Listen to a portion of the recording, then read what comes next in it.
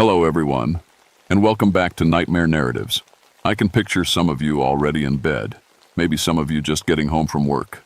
Wherever you are, whatever time it is, I'm glad you're here. If this helps you relax or sleep, please like and subscribe. It means a lot. Now let's get you comfortable, and I'll tell you tonight's story. My name is Vincent Grimwald, and I've been a park ranger in the Great Smoky Mountains for 8 years now. People think being a ranger is just about giving directions to lost hikers and putting out campfires, but they're wrong. Way wrong. I came to these mountains after the war in Korea. Saw things there that still wake me up in cold sweats. Things that made me swear off carrying guns forever. The mountains were supposed to be peaceful, quiet, a place where a man could forget the sound of screaming and the smell of burning flesh. For 8 years, it worked. I had my little cabin near Cataract Falls, deep in the backcountry where most folks never go. 20 miles from the nearest road, no phone, no radio, most days. Just me and the trees and the animals, the way I liked it. I was good at my job, real good. The army taught me how to track, and these mountains taught me patience.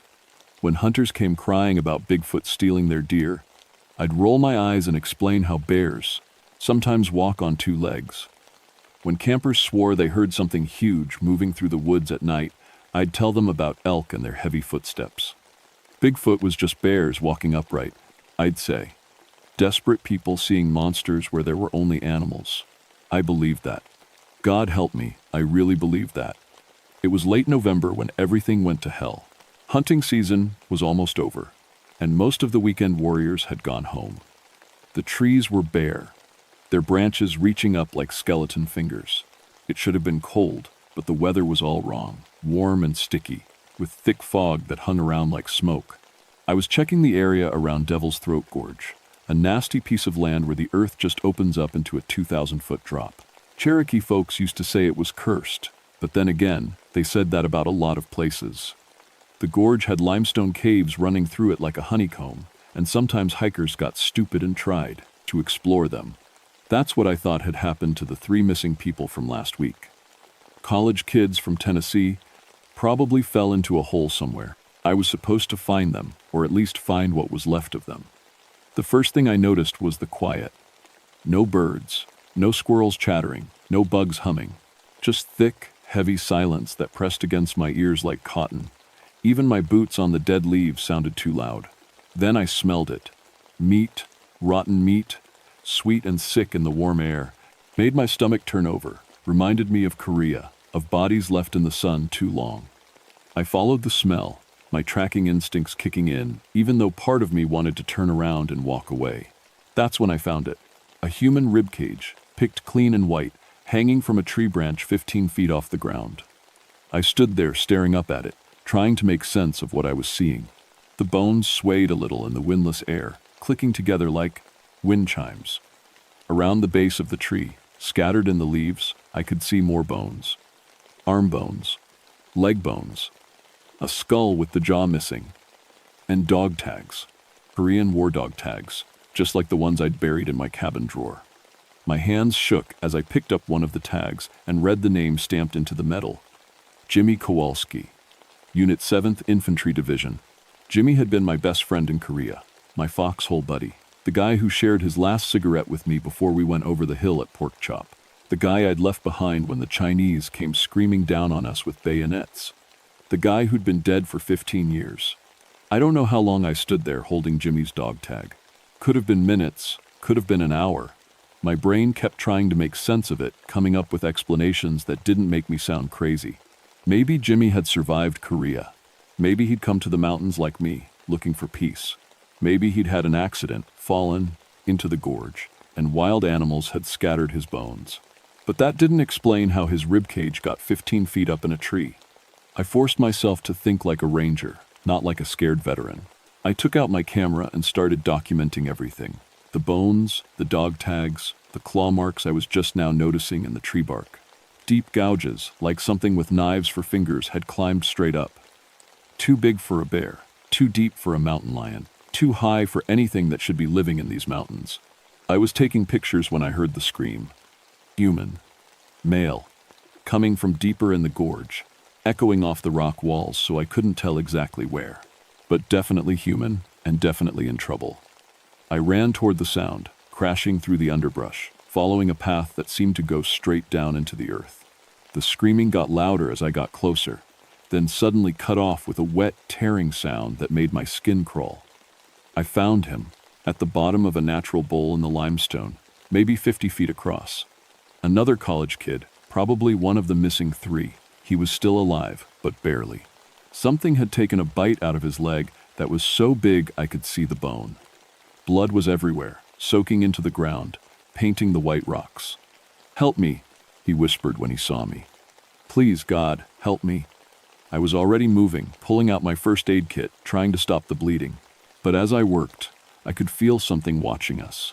The hair on the back of my neck stood up, and the kid's eyes went wide with terror, looking over my shoulder. "It's coming back," he said. "Oh God, it's coming back." I turned around. 15 feet away, something huge stood between 2 trees. At first, my brain tried to make it into a bear. Dark fur, massive shoulders, standing on its back legs. But bears don't stand 12 feet tall.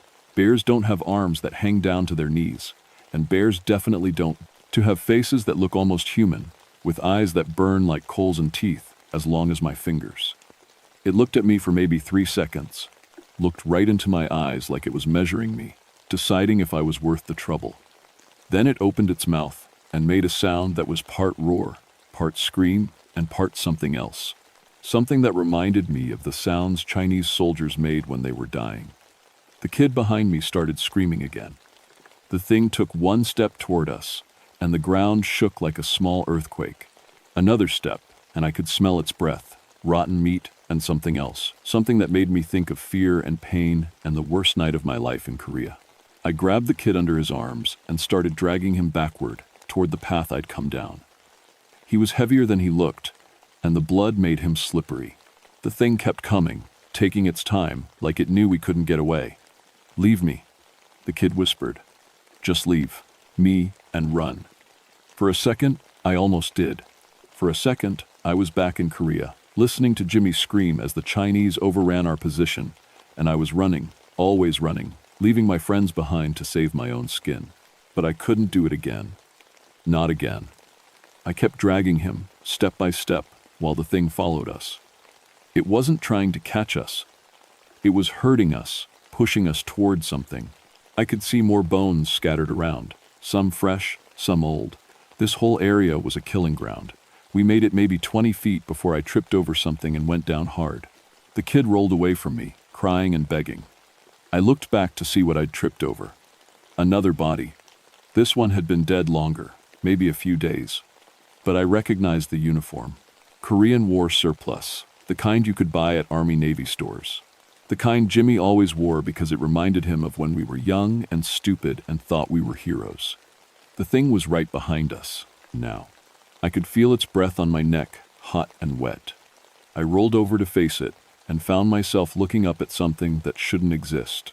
Something out of nightmares and old stories, with hunger in its eyes and blood on its claws. It reached down for the wounded kid, ignoring me completely.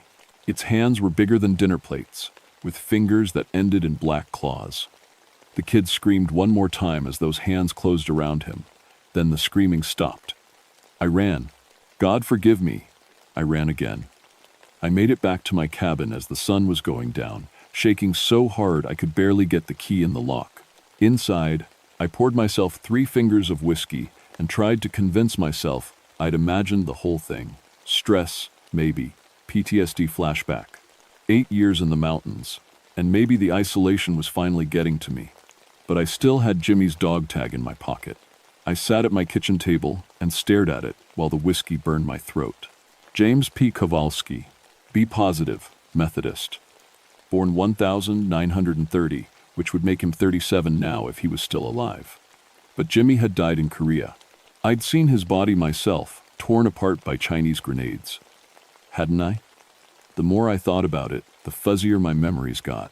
War does that to you. Shows you so much horror that your brain starts blocking things out just to keep you sane. Maybe Jimmy hadn't died. Maybe he'd been wounded, sent home, and I'd never known. Maybe he'd come to the mountains just like me. I was still trying to convince myself of that when I heard the whispers. Quiet voices outside my cabin, speaking in Korean. The same words Chinese soldiers used to shout when they charged our lines. Words that still woke me up screaming sometimes. I grabbed my flashlight and went to the window. Nothing out there but trees and shadows. But the whispers kept going, circling the cabin like wolves. Myoga handa. We will eat. Jugida, kill. Go room. Suffering, I knew those words. Knew them from the worst night of my life. When the Chinese broke through our lines and Jimmy was screaming for help and I was running, always running, the whispers followed me when I tried to go to bed. They followed me when I checked the locks on my doors. They followed me into my dreams, where I was back in Korea and something huge was hunting me through the trenches. I woke up at dawn with Korean words in my mouth and blood under my fingernails.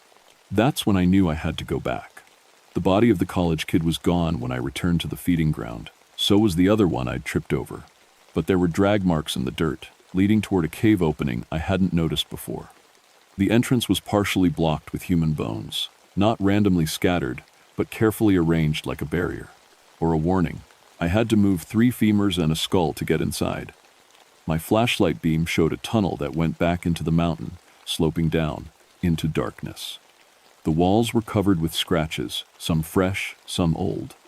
Some looked like claw marks, others looked like they'd been made by fingernails, by people trying to climb out. The smell got worse as I went deeper. Rotten meat and fear sweat and something else, something that reminded me of the breath I'd felt on my neck yesterday. 20 feet in, I found the feeding chamber. It was a natural cave room, maybe 30 feet across, with a ceiling so high my flashlight couldn't reach it. The floor was covered with bones from a dozen different people, maybe more. Some still had scraps of clothing attached. Korean War surplus, Vietnam fatigues, modern hiking gear, and hanging from metal spikes driven into the walls, like some kind of sick trophy room, were dog tags, dozens of them. All military, all from wars going back decades. In the center of the room, 3 metal posts stuck up from the ground. 2 of them had chains attached, with cuffs that could hold a man's wrists. The 3rd post was empty, but the chains were fresh and the metal was clean, waiting for the next victim. I was backing toward the tunnel when I heard breathing behind me, slow and deep, like a sleeping giant. I turned around and saw eyes in the darkness, red eyes, burning like embers, watching me from a ledge 20 feet up the wall. The thing was bigger than I'd thought yesterday. 15 feet tall at least, with shoulders wide enough to fill a doorway. It was covered in dark fur, but underneath I could see muscles that looked strong enough to tear a car in half. Its face was the worst part, almost human, but wrong in every way that mattered. Too big, too cruel, with teeth that belonged in the mouth of a shark. Vincent, it said in a voice like grinding stone. Vincent Grimwald, it knew my name. You left him to die. It continued, and now the voice sounded like Jimmy. You left me to die in Korea, and now you've come to join me. I ran, again, always running. But this time, it followed. I could hear it behind me as I scrambled through the tunnel, its claws scraping against stone, its breathing getting closer. My flashlight beam bounced everywhere as I ran, showing me glimpses of more scratches on the walls, more bones scattered in the dirt. I made it outside, just as something grabbed my ankle. Claws like knife blades cut through my boot, and I kicked frantically, connecting with something solid. The thing let go with a roar that shook rocks loose from the cave ceiling. I didn't stop running until I was back at my cabin, and even then I kept looking over my shoulder. That night, the whispers were louder. More voices, speaking Korean and English and languages I didn't recognize. All of them saying the same thing: come back. Come feed us. Come die with honor. I sat in my kitchen with all the lights on, drinking coffee and trying to stay awake.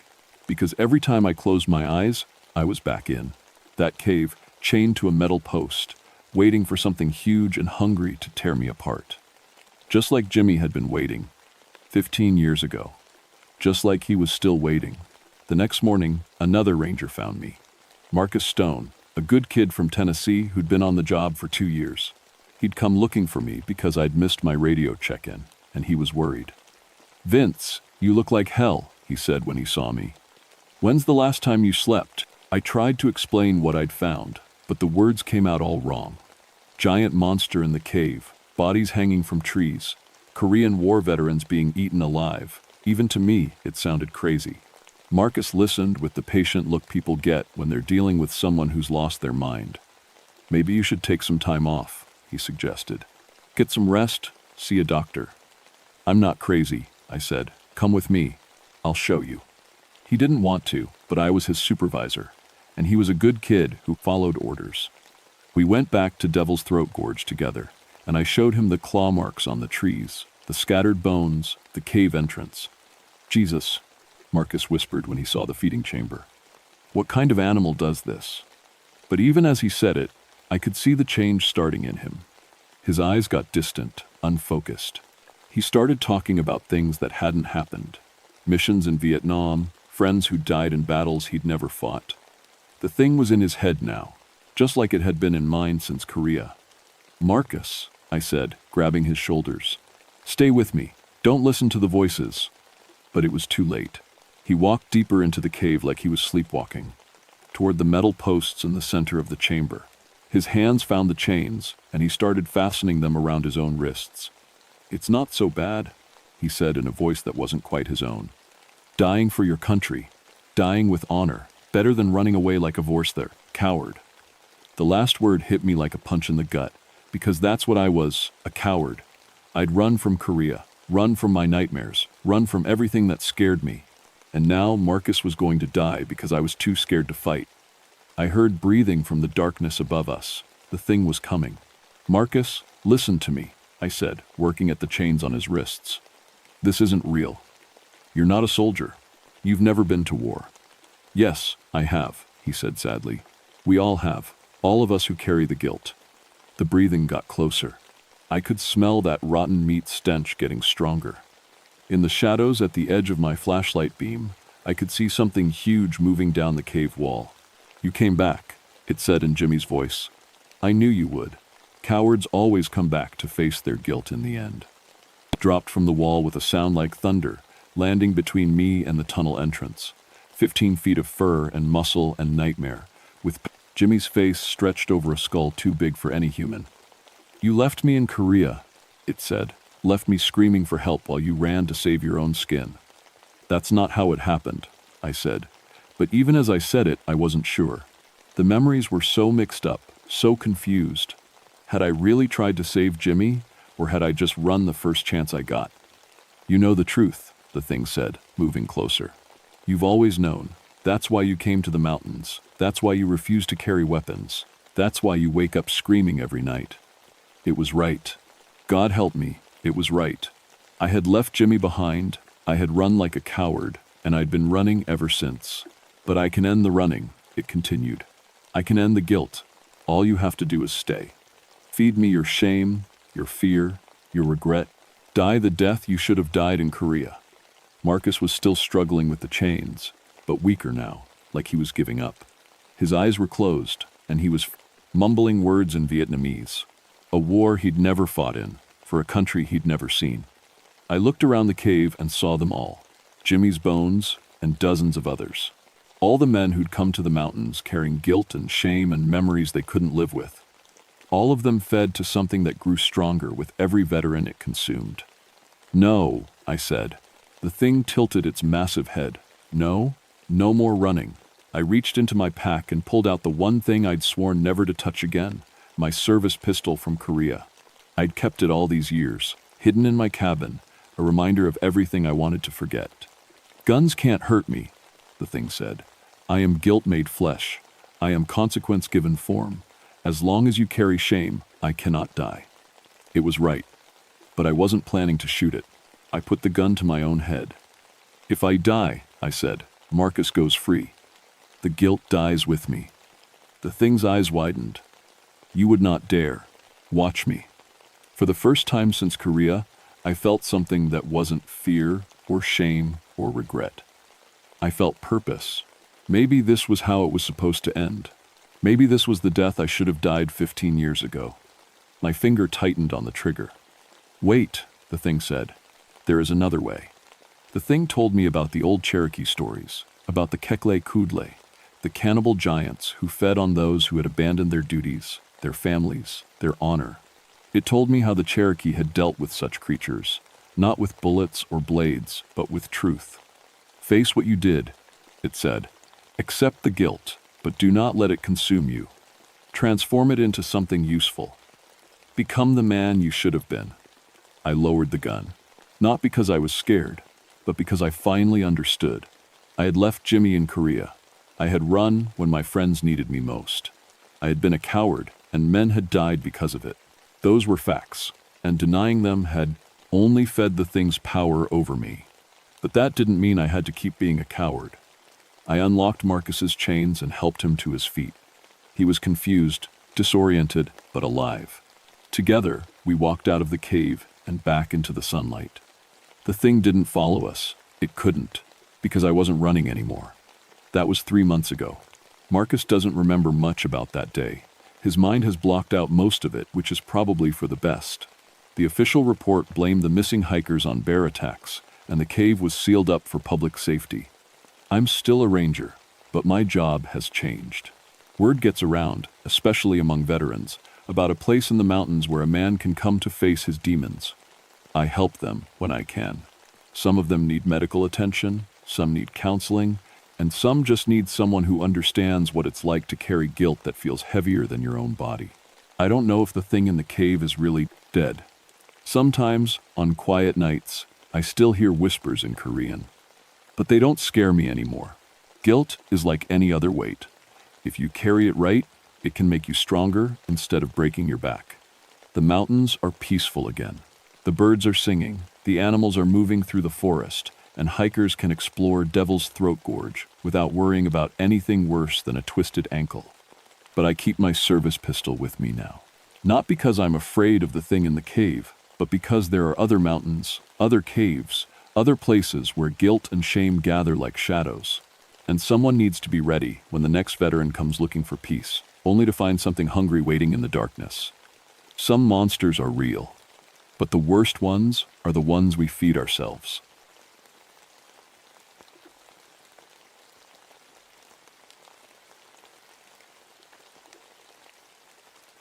My name is Eleanor Ravenshollow, and I need to tell you what happened to me in Blackwater Hollow.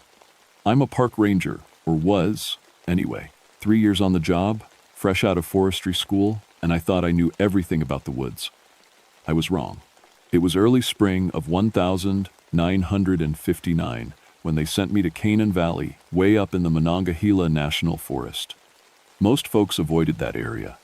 Too remote, they said, too dangerous.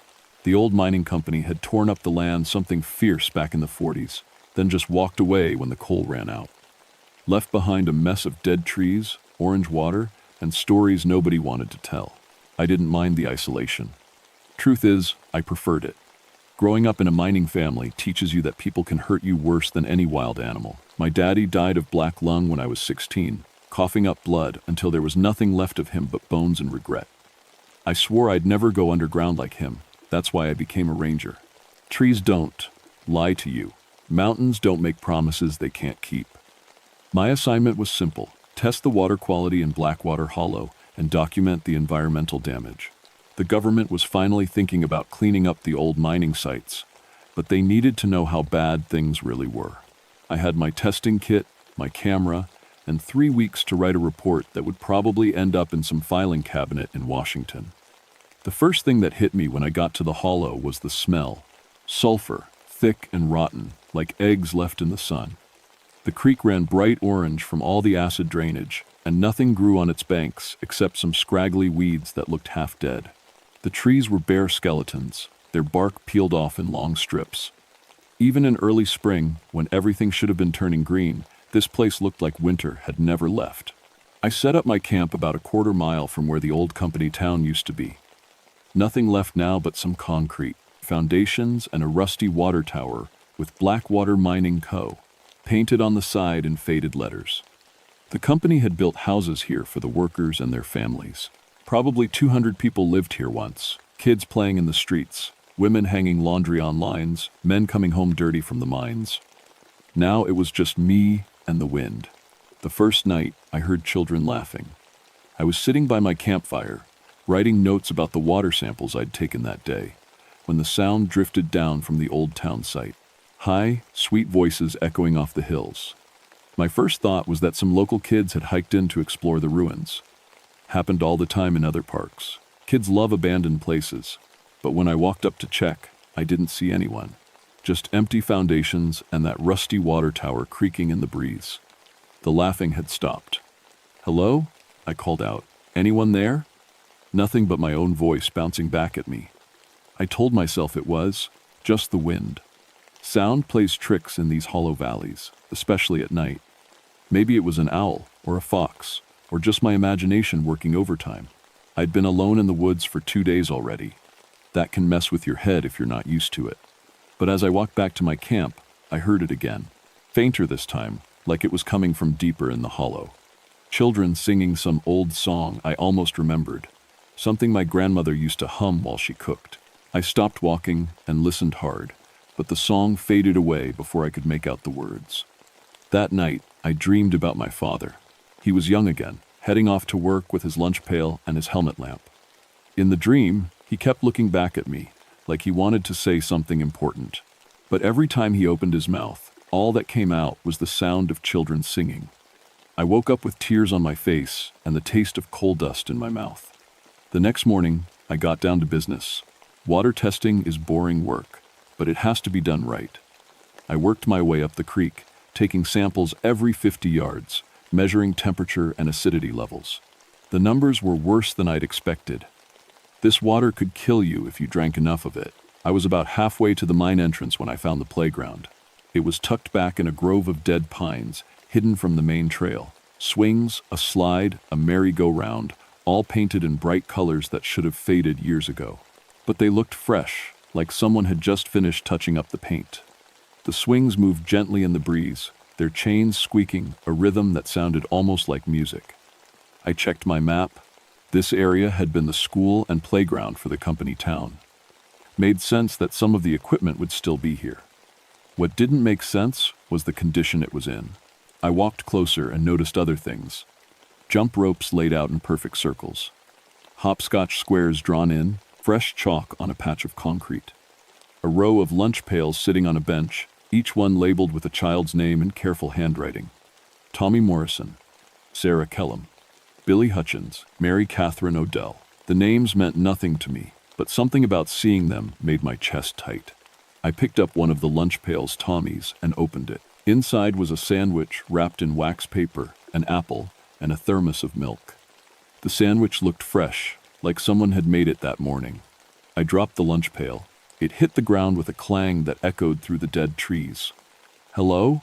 I called out again. "Is someone here? Kids, if you're playing a game, it's not funny. This place isn't safe."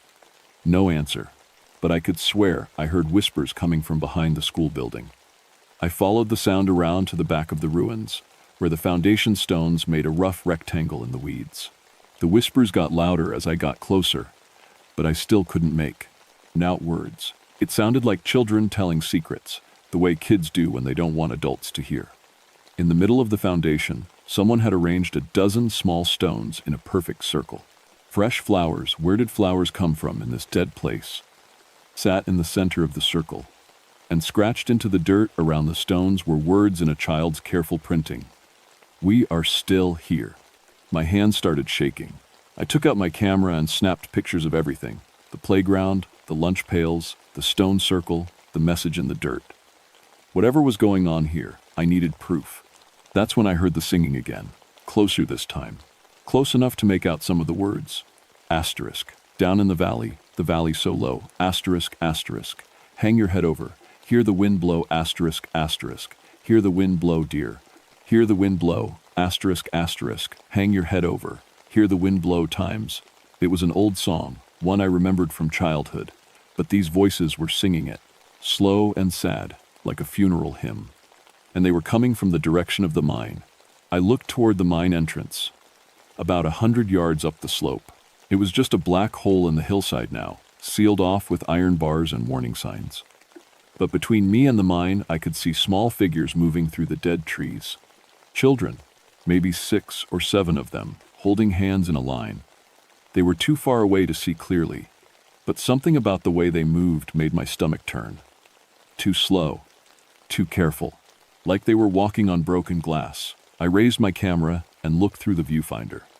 The children were gone. I lowered the camera and looked again with my naked eyes, still gone. But the singing continued, getting louder and more mournful with each verse. And now I could hear other sounds mixed in with the music, sounds that made no sense. The clank of machinery, men shouting orders, a deep rumbling that seemed to come from underground. Then, cutting through it all, came a sound that made me run back to my camp without looking behind me once. The sound of children screaming. That night, I sat by my fire and tried to make sense of what I'd seen. Trespassing kids? Probably. Local children who knew about the old playground and came here to play. The lunch pails and fresh chalk could be explained that way. Kids love abandoned places, and they love secrets even more. The screaming was harder to explain. Maybe they'd gotten scared when they saw me coming. Maybe one of them had gotten hurt on the rusty equipment. I should have followed the sound instead of running away. What kind of ranger was I? But even as I told myself these things, I knew they weren't true. Those children I'd glimpsed through the trees there had been something wrong with them. Something in the way they moved, the way they held themselves. Like they were hurt, like they were in pain. And the song they were singing. I remembered it now. My grandmother used to sing it when she talked about the old days, before the mines came. It was a mourning song, a song for the dead. I looked at the photos I'd taken on my camera, but when I developed them later, they came out strange. Double exposures, like the film had been exposed twice. In every picture of the playground, there were pale, blurry shapes that looked almost like children. But when I looked at the actual playground, I hadn't seen any children at all. Just before I fell asleep, I heard the singing again. Fainter now, like it was coming from very far away. But this time, I could hear my name mixed in with the words. Asterisk Eleanor asterisk, they sang. Asterisk Eleanor, come play with us. Asterisk, I closed my eyes and tried to pretend it was just the wind. The next day, I hiked into town, or what was left of town, to find someone who could tell me about the history of this place. I needed facts, not ghost stories. The old-timers at Garrity's General Store were happy to talk, especially after I bought a few supplies and mentioned I was working for the Park Service. Blackwater Hollow? Old Pete Garrity shook his head. Ain't been nobody up there for near 15 years, not since they sealed the mine. What happened to the mine? I asked. Pete's face went dark. Explosion, 1,943, killed 47 men, and... He paused, looking uncomfortable. And some children who were playing too close to the entrance. Gas leak, they said. Company blamed it on the foreman for not keeping the kids away. My blood went cold. The foreman? Fellow named Ravenshallow. Thomas Ravenshallow. Poor bastard never got over it. Drank himself to death a few years later. The room started spinning. Thomas Ravenshallow. My father. You all right, miss? Pete asked. You look pale as a ghost. I managed to nod. The children who died. Do you remember their names? Pete thought for a moment. There was the Morrison boy, Tommy, I think, and little Sarah Kellum, Billy Hutchins, Mary Catherine Odell. He rattled off more names, and I recognized every one from the lunch pails I'd found. 12 children in all, Pete continued, playing some game near the mine entrance when the gas blew. Company said they'd been warned to stay away. But you know how kids are. The foreman, your daddy, I'm guessing he tried to get them out, but it was too late. Poor man blamed himself till the day he died. I left the store in a daze. My father had never told me about Blackwater Hollow, never mentioned the explosion or the children who died. But now I understood why he'd drunk so much, why he'd sat on the porch every night staring at nothing, why he'd whispered apologies to empty air when he thought no one could hear. He'd been carrying the guilt of those 12 dead children for his entire life. When I got back to the hollow, the playground looked different. The swings were moving faster now, even though there was no wind. The lunch pails were dupe open, their contents scattered on the ground. And the merry-go-round was turning slowly, its rusty bearings squealing a rhythm that sounded like crying. I approached carefully, my camera ready. Through the viewfinder, I could see them clearly now. 12 children, playing on the equipment like it was any normal day. They looked solid, real, except for their clothes. Old-fashioned overalls and dresses from the 1,940 seconds. And their faces were wrong, burned, torn, marked by violence and sudden death. I lowered the camera, and they were gone. Raised it again, and there they were, looking right at me now. One of them, a boy who must have been Tommy Morrison, raised his hand and waved. When he smiled, I could see that half his face was missing. "We've been waiting for you," he said, and his voice was the wind through dead leaves. "Your daddy told us you'd come." I ran like my life depended on it, crashing through the dead trees and stumbling over rocks until I reached my camp. But even there, I wasn't safe. The children's voices followed me, singing their mournful songs, calling my name. And that night, they came to my tent. I woke up to the sound of small hands patting the canvas walls, gentle at first, like children playing a game. Then harder, more insistent. The tent shook with their touch, and I could hear them whispering outside. "Eleanor, Eleanor, come out and play. We want to show you something.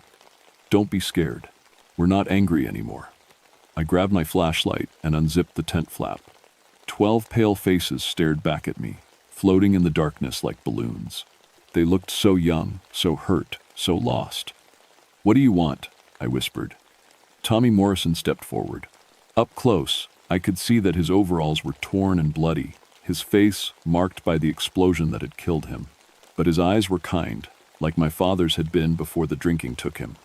"We want you to know the truth," he said. "About what really happened. About why we died." "I already know. There was an explosion, a gas leak." Tommy shook his head. "That's what they said. But it's not what happened. We tried to warn them, Eleanor. We tried to tell them about the gas, but the company men wouldn't listen. They said kids didn't know anything about mining."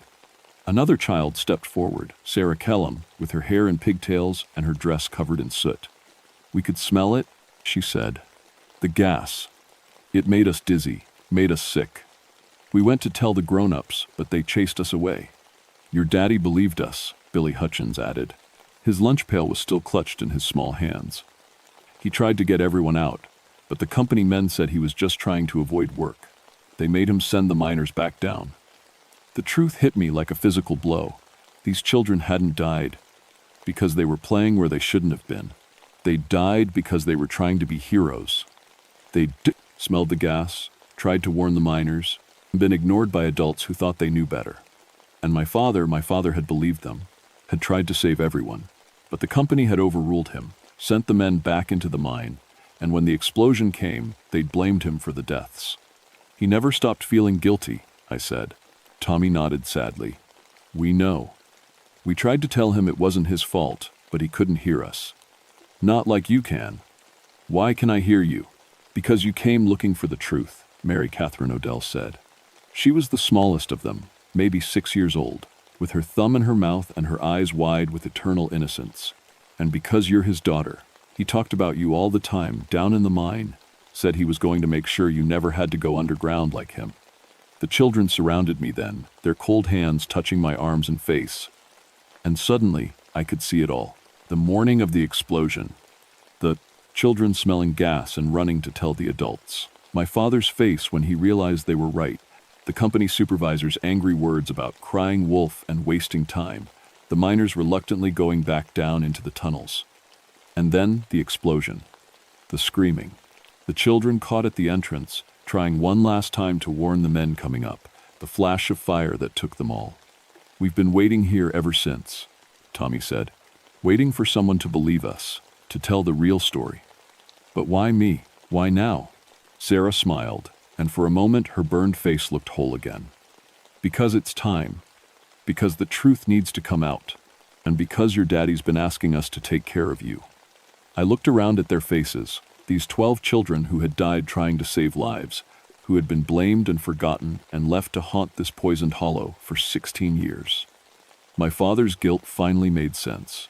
He hadn't failed them. The company had failed them. The adults had failed them.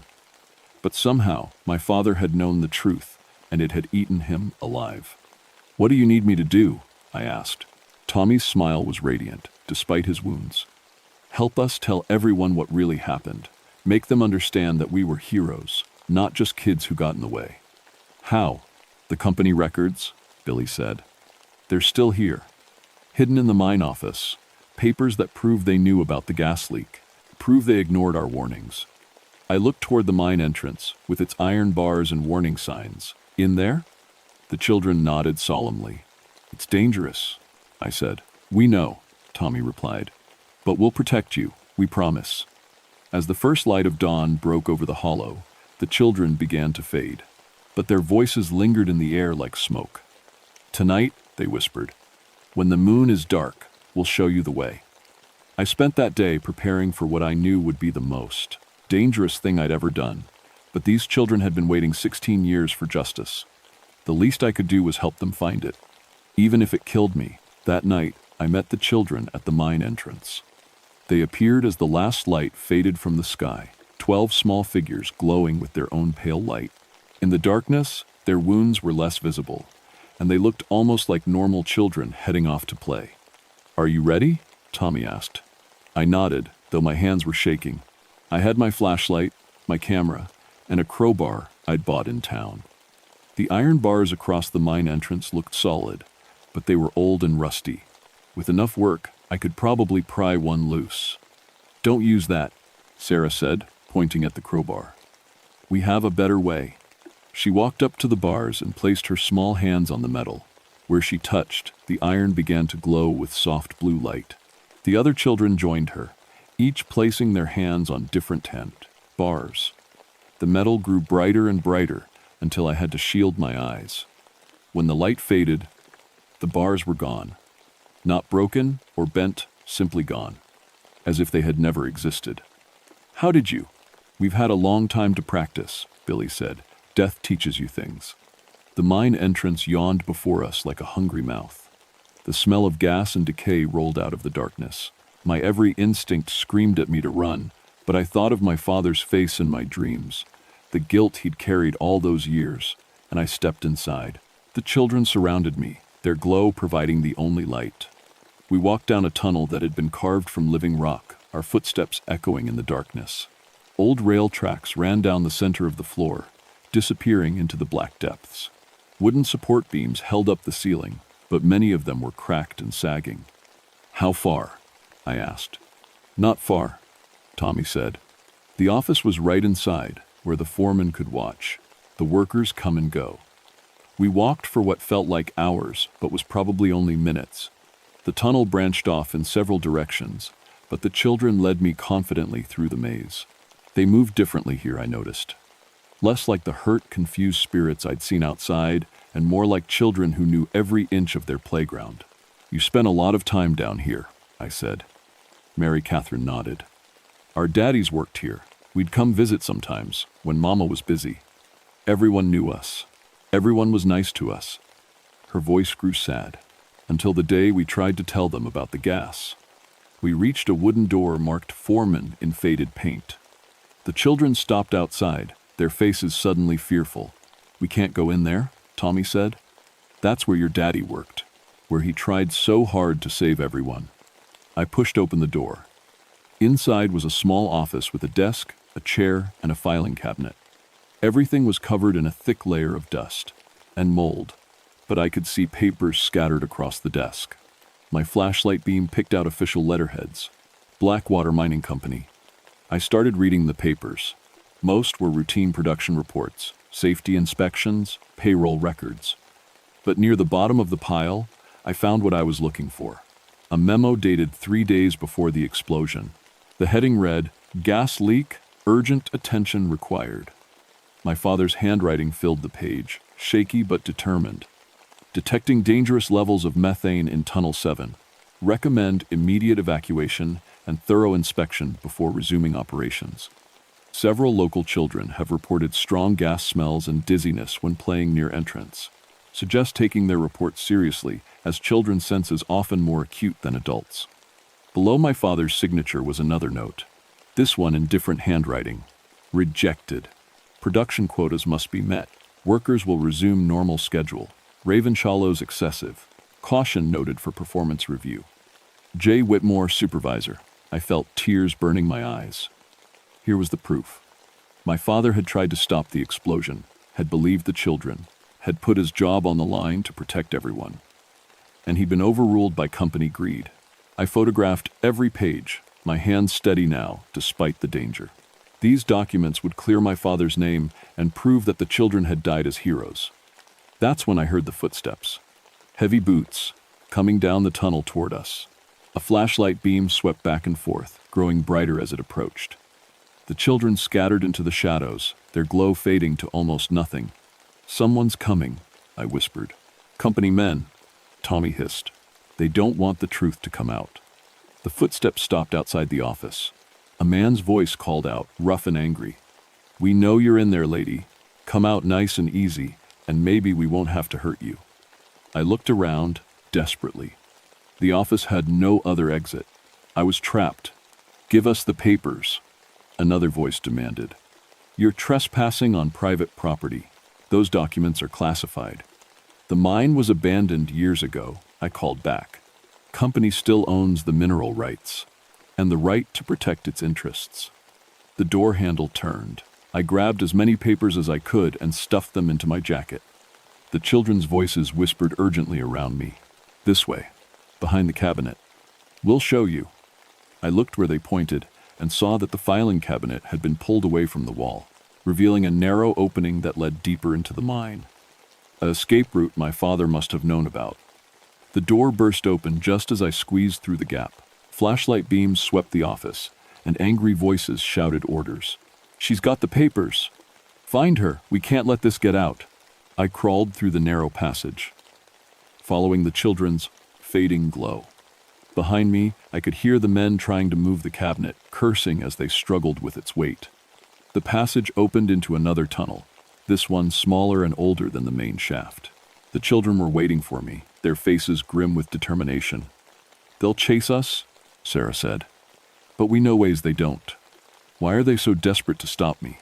"Because if the truth comes out, people will want to know why the company never paid for what they did," Billy explained. "Why they never helped the families.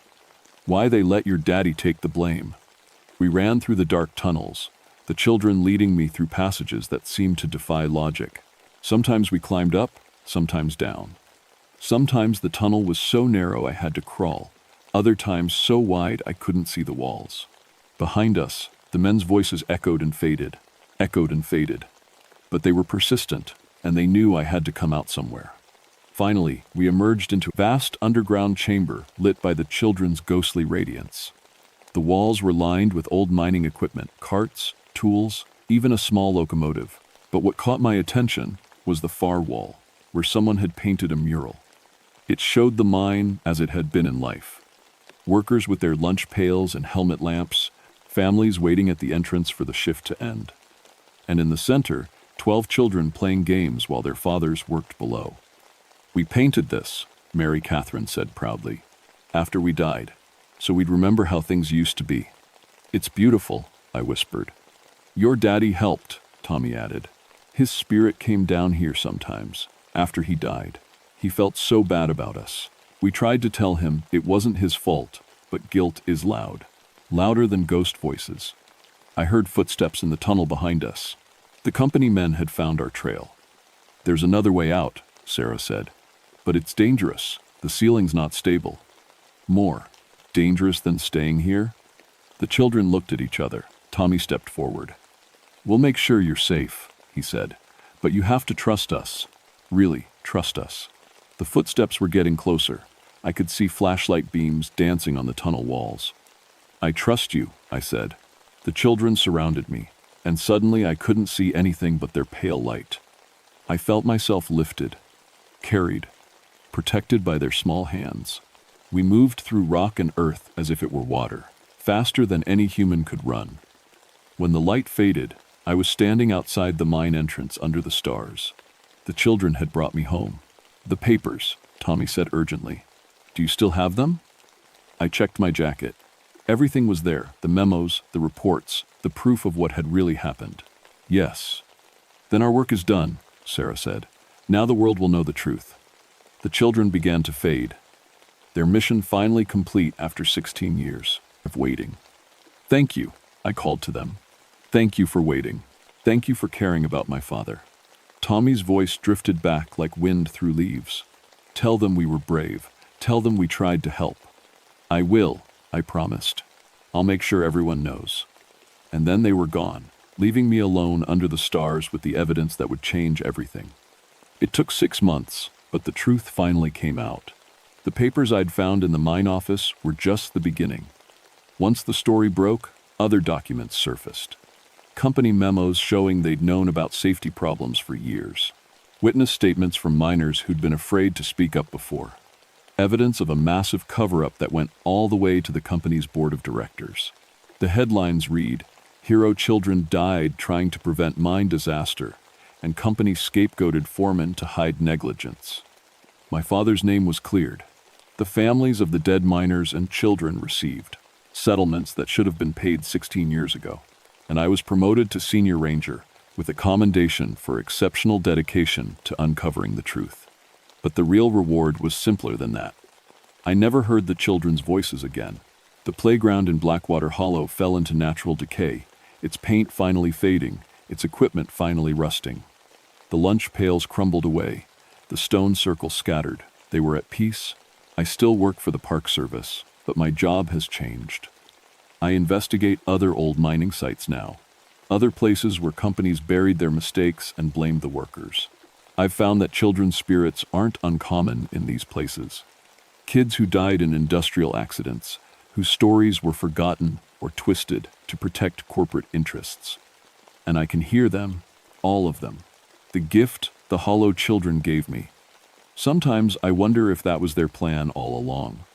Not just to clear my father's name, but to create someone who could speak for all the lost children, all the forgotten workers, all the families who never got justice. I never married my city banker. Turned out he wasn't interested in a woman who talked to ghosts and took on mining companies. That's fine by me. The work I do now is more important than any relationship. Last month, I received a letter from Tommy Morrison's niece. She'd read about the case in the newspapers and wanted to thank me for giving her family closure. She included a photograph, Tommy at age 7, grinning gap-toothed at the camera, holding a fishing pole and a string of perch. He looked exactly like I remembered him, except for one thing. In the photograph, his face was whole. No burn marks, no wounds, just a happy little boy on a summer day. I keep that photograph on my desk as a reminder. The children of Blackwater Hollow aren't hurting anymore. They're at rest, their heroism finally recognized, their deaths finally mourned properly. But there are other children out there. Other voices calling from other forgotten places. Other truths waiting to be uncovered.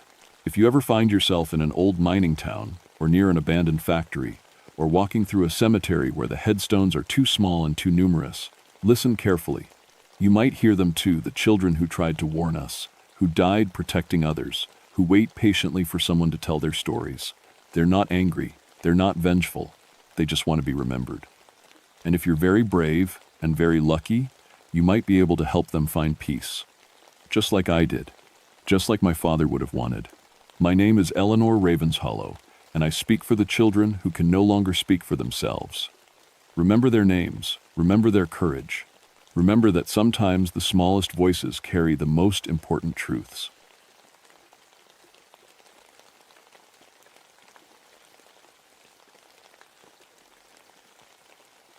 My name is Marcus Bloodworth, and I've been a park ranger for 22 years. I work the backcountry of Jefferson National Forest in Virginia, where most folks never go. It's quiet work, which suits me fine. I like being alone with the trees and mountains. I'm 45 years old, and I've seen plenty of bad things in my life. I was in Vietnam for 2 years, hunting down soldiers who ran away from their duty. When I came back, my wife left me. She said I was too cold, too distant. Maybe she was right. That's why I took this job in the wilderness. Out here, I don't have to pretend to be normal. It was late October, 1978, when everything started.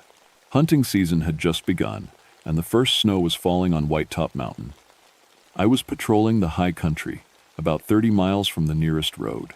Up there, your radio doesn't work, and if something goes wrong, you're on your own. The mountains felt different that week.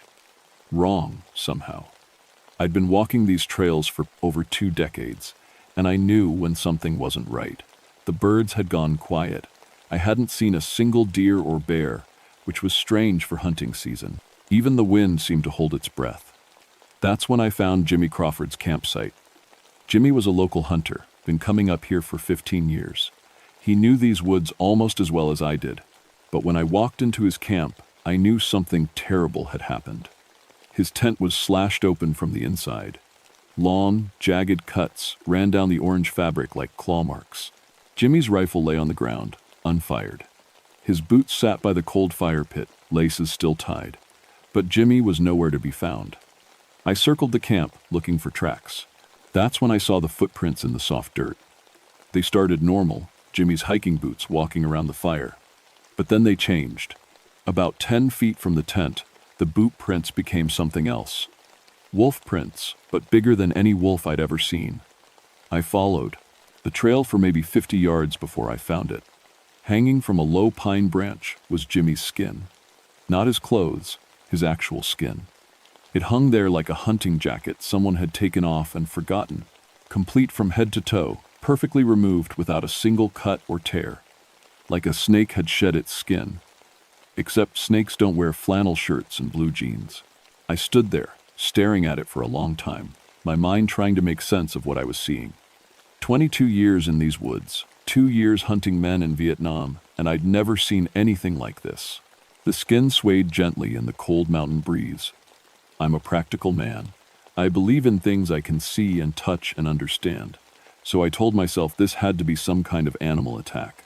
Maybe a bear had gotten Jimmy, and scavengers had done the rest. Bears could be crafty. They could drag a body, tear apart a tent. But even as I thought it, I knew it wasn't true. No bear could remove a man's skin, so perfectly.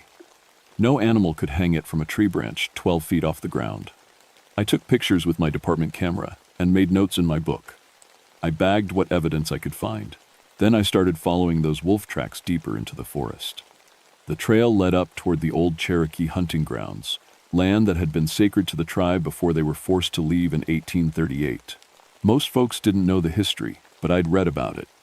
The Trail of Tears had passed right through these mountains. Thousands of Cherokee had died on their forced march to Oklahoma. As I climbed higher, the feeling of wrongness got stronger. The trees seemed to lean in closer. The shadows fell in strange directions, and somewhere behind me, I could swear I heard footsteps matching my own pace. I kept telling myself there had to be a logical explanation. There always was. In Vietnam, we'd heard stories about ghosts and spirits, but it was always just scared soldiers seeing things that weren't there. This would be the same thing. But when I looked back down the trail, I saw my own boot prints in the mud, and right beside them, wolf prints walking in the exact same direction. The creature had been following me. I made camp that night in a small clearing about 2 miles from Jimmy's site. I built a good fire and kept my rifle close. The temperature dropped fast after sunset, and the wind picked up, making the trees creak and moan like old houses. I was heating up a can of beans when I heard the voice. "Help me." It came from the darkness beyond my fire. A man's voice, weak and scared. "Help me, please." I grabbed my rifle and clicked on my flashlight. The beam cut through the black trees, but I couldn't see anyone. "Where are you?" I called out. "Here, by the big oak." I knew that tree. It was about 50 yards north of my camp. A massive old oak that had been growing here since before the Cherokee came. I walked toward it slowly, rifle ready. "Keep talking so I can find you," I said. "I'm hurt. Something attacked me. Please." The voice was getting closer.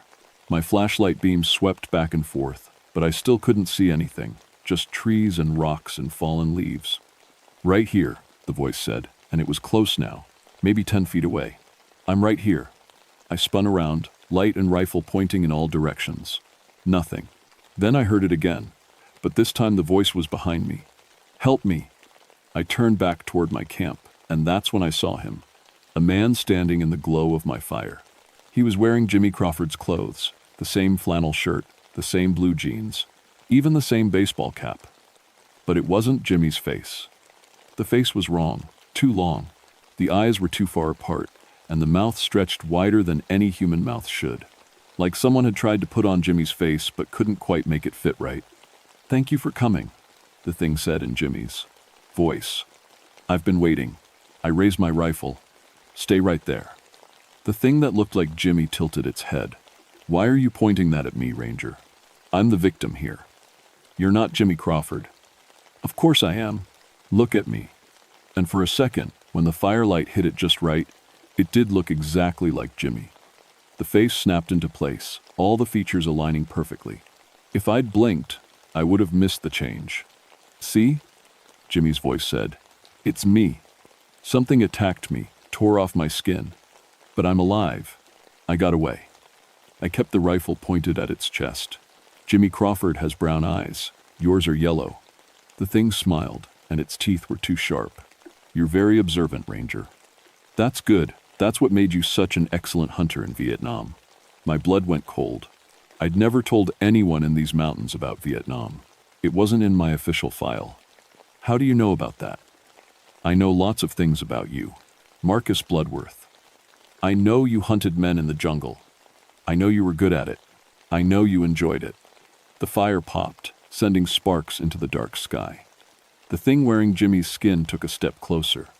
"I know your wife left because she was afraid of you, because she saw what you really were underneath all that civilized pretending. That's enough. A predator, Marcus, just like me." I pulled the trigger. The rifle shot echoed through the mountains like thunder, but when the sound faded, the thing was gone. No blood, no body, just empty air where it had been standing. I searched the area with my flashlight, but found nothing. Not even footprints in the dirt around my fire. I didn't sleep that night.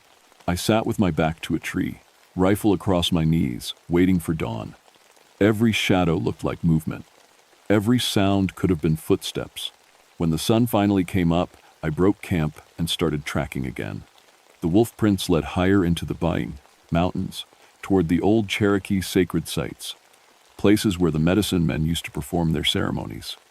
About noon, I found the second campsite, 3 hunters this time. The Coleman family from down in the valley, Bob, his teenage son Mike, and Bob's brother Ray. I knew them all. Good people who'd been coming up here every October for the past 10 years. Their camp looked like a tornado had hit it. Tents shredded, gear scattered everywhere, but no bodies. What I found instead made my hands shake. 3 skins hanging from 3 different trees, perfectly preserved, still wearing the clothes they'd died in. Bob's work shirt and hunting vest, Mike's college sweatshirt, Ray's orange safety jacket. And beneath each tree, the tracks changed from human to wolf. I was staring at Ray's skin when I heard the radio crackle. My handheld was clipped to my belt, and it shouldn't have worked this far from any towers. But a voice came through clear as day. "Marcus, this is Sarah. Do you copy?" Sarah Whitehorse was my backup, another ranger who sometimes worked this sector. But she was supposed to be on vacation this week. "Sarah, what are you doing on duty?" "Looking for you, Marcus. Your wife called headquarters. She's worried about you." I almost dropped the radio. "My wife's been dead for 3 years, Sarah." Static filled the channel for a long moment. Then Sarah's voice came back, but it sounded different. Colder. "Is she, Marcus? Are you sure about that?" The radio went dead. I looked up at the 3 skins swaying in the wind, and I finally understood what I was dealing with. This thing could take anyone's shape, anyone's voice. It could become them so perfectly that even I couldn't tell the difference. And it was hunting me. I followed the trail deeper into Cherokee territory. The wolf tracks led to a narrow valley I'd never seen before, hidden between 2 ridgelines. Ancient symbols were carved into trees, Cherokee writing that looked fresh, like someone had just cut them into the bark. The air felt thick and wrong, like trying to breathe underwater. My compass spun in circles. The temperature kept changing from freezing cold to summer hot and back again. That's when I found the cave. It was set into the side of the mountain, hidden behind a curtain of hanging vines. The wolf tracks led straight to it and disappeared inside. I clicked on my flashlight and followed them in. The cave was bigger than it looked from outside, much bigger. The tunnel stretched back into the mountain farther than my light could reach. Along the walls, painted in what looked like dried blood, were Cherokee symbols and pictures of the ritual the thing had described. Pictures of men wearing other men's skins. The deeper I went, the more skins I found. Dozens of them, hanging from iron hooks driven into the rock walls. Some looked fresh, others were old and dried, crumbling with age. A few still had name tags or wallet chains attached. At the back of the cave, I found the altar. It was a flat stone table covered in Cherokee ritual tools, obsidian knives, bone needles, clay bowls stained with blood. And lying on top of it, spread out like a doctor's diagram, was a complete human skin that looked exactly like me. My own face stared up at me from that stone table. My own arms and legs and body, perfectly preserved. Even the scar on my left hand from a training accident in Vietnam. "Do you like it?" I spun around. Sarah Whitehorse stood at the cave entrance, but her eyes were the same yellow as the fake Jimmy's had been. "It took me 3 days to prepare it," she said in Sarah's voice. "I had to watch you very carefully to get all the details right. You're not Sarah." "No, but I will be soon. Just like I'll be you." The thing wearing Sarah's skin walked closer. "I've been preparing for this hunt for a very long time, Marcus." "What are you?" "I was Cherokee medicine man. My name was Standing Bear. When the soldiers came to force my people from our sacred lands, I chose to become something that could hunt them back." The fake Sarah's face began to change. The features shifted and flowed like melting wax. The skin darkened, the hair grew longer and blacker. In seconds, an old Cherokee man stood before me instead of the young ranger. I learned the old ways, the dark ways, how to wear the skins of my enemies and walk among them unseen. His voice was ancient and full of hatred. "For 140 years, I have taken the forms of those who trespass on sacred ground. The Coleman family, Jimmy Crawford, how many others? Hundreds. I collect their skins, their voices, their memories. They become part of me." Standing Bear smiled, showing teeth filed to sharp points. "Your military training will be particularly useful. A ranger who can track and kill. The perfect predator." He gestured to the altar. "Put on your skin, Marcus. Join me willingly, and I'll make it quick." I raised my rifle. "I don't think so." He laughed. "Modern weapons cannot harm me. I am beyond such things now." I pulled the trigger anyway. The bullet hit him center mass and passed right through, striking the cave wall behind him. He didn't even flinch. "Now you understand," Standing Bear said. "You cannot fight what you cannot touch." But he was wrong about one thing. When the bullet hit the cave wall, it knocked loose one of the Cherokee ritual knives from a shelf. The obsidian blade clattered to the floor at my feet. I snatched it up just as Standing Bear lunged forward. The blade sliced across his arm, and for the first time, he screamed. Black blood poured from the wound. "Traditional weapons?" I said. "That's your weakness." Standing Bear's face twisted with rage. "Clever, but not clever enough." He began to change again. His human form melted away, replaced by something that was part wolf, part man, and part something else entirely. 7 feet tall, covered in matted black fur, with claws as long as my fingers. I ran. The creature howled behind me as I raced through the cave tunnels. I could hear its claws scraping against the stone walls as it chased me. My flashlight beam bounced wildly as I ran, showing glimpses of more hanging skins, more ritual symbols, more evidence of Standing Bear's century-long killing spree. I burst out of the cave into daylight and kept running. Behind me, the howling grew louder and more furious. Trees crashed and splintered as the creature tore through the forest in pursuit. I had the obsidian knife, but I needed more weapons. Traditional Cherokee weapons. And I needed to find a way to kill something that had been hunting for 140 years. Most of all, I needed to find Sarah Whitehorse before Standing Bear added her skin to his collection. That's when I heard her screaming. The sound came from deeper in the valley, beyond a stand of old-growth pines. I ran toward it, crashing through underbrush and fallen logs. The screaming stopped and started again, getting weaker each time. I found her tied to a tree in a small clearing. The real Sarah, alive but barely conscious. Her face was pale, and there were cuts on her arms and legs, places where Standing Bear had started to remove her skin. "Marcus," she whispered when she saw me. "Thank God. I thought you were him." I cut her ropes with the obsidian knife. "How long has he had you?" 3 days. Maybe 4. He's been practicing. Learning how to sound like me. Learning my memories." She shuddered. "He knows everything about me now. My childhood, my training, even my dreams. Can you walk?" She nodded and tried to stand. That's when Standing Bear stepped out from behind the trees. But this time, He was wearing my skin. The thing that looked exactly like me smiled with my own face. "Hello, Sarah." "Hello, Marcus." It was perfect. Every detail from my height to my voice to the way I walked. Even Sarah stared in confusion, looking back and forth between me and my double. "Which one of us is real, Sarah?" the fake Marcus asked. "Can you tell?" I still held the obsidian knife, but Standing Bear in my form had somehow gotten my rifle. He pointed it at Sarah. "Put down the knife, Marcus, or I kill her." "Don't listen to him," I told Sarah. "He needs us alive to complete the skin-wearing ritual." "Actually," the fake me said, "I only need your skins. You can be dead when I take them." He was right. I'd seen the evidence in the cave. Some of those skins had been cut from corpses. "Why me?" I asked. "Why hunt me specifically?" "Because you're already a predator. In Vietnam, you hunted men for sport.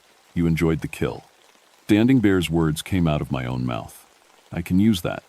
A park ranger who kills won't be questioned, won't be stopped. I hunted soldiers who abandoned their duty. That's different. Is it? You felt the same satisfaction when you pulled the trigger. The same rush of power. The fake Marcus grinned. "I know, because I've been wearing your memories for the past hour." That's when I realized the truth. The skin on the altar hadn't been a copy. It had been my actual skin, taken while I slept. Standing Bear had been wearing my identity since I woke up this morning, which meant I wasn't Marcus Bloodworth anymore. I was something else. "You're starting to understand," Standing Bear said. "You died last night, Marcus. What you are now is something between life and death. A spirit bound to flesh that's no longer yours." I looked down at my hands. They looked normal, felt normal, but when I concentrated, I could see through them to the ground below. "The obsidian knife?" Sarah whispered. "Look at the obsidian knife." The blade was glowing with a faint blue light. Cherokee magic, responding to my magif, spiritual state. "Traditional weapons work on spirits," I said, understanding finally. "That's why it can hurt you. That's why you're afraid of it." Standing Bear, wearing my stolen skin, raised the rifle. "Give me the knife, spirit.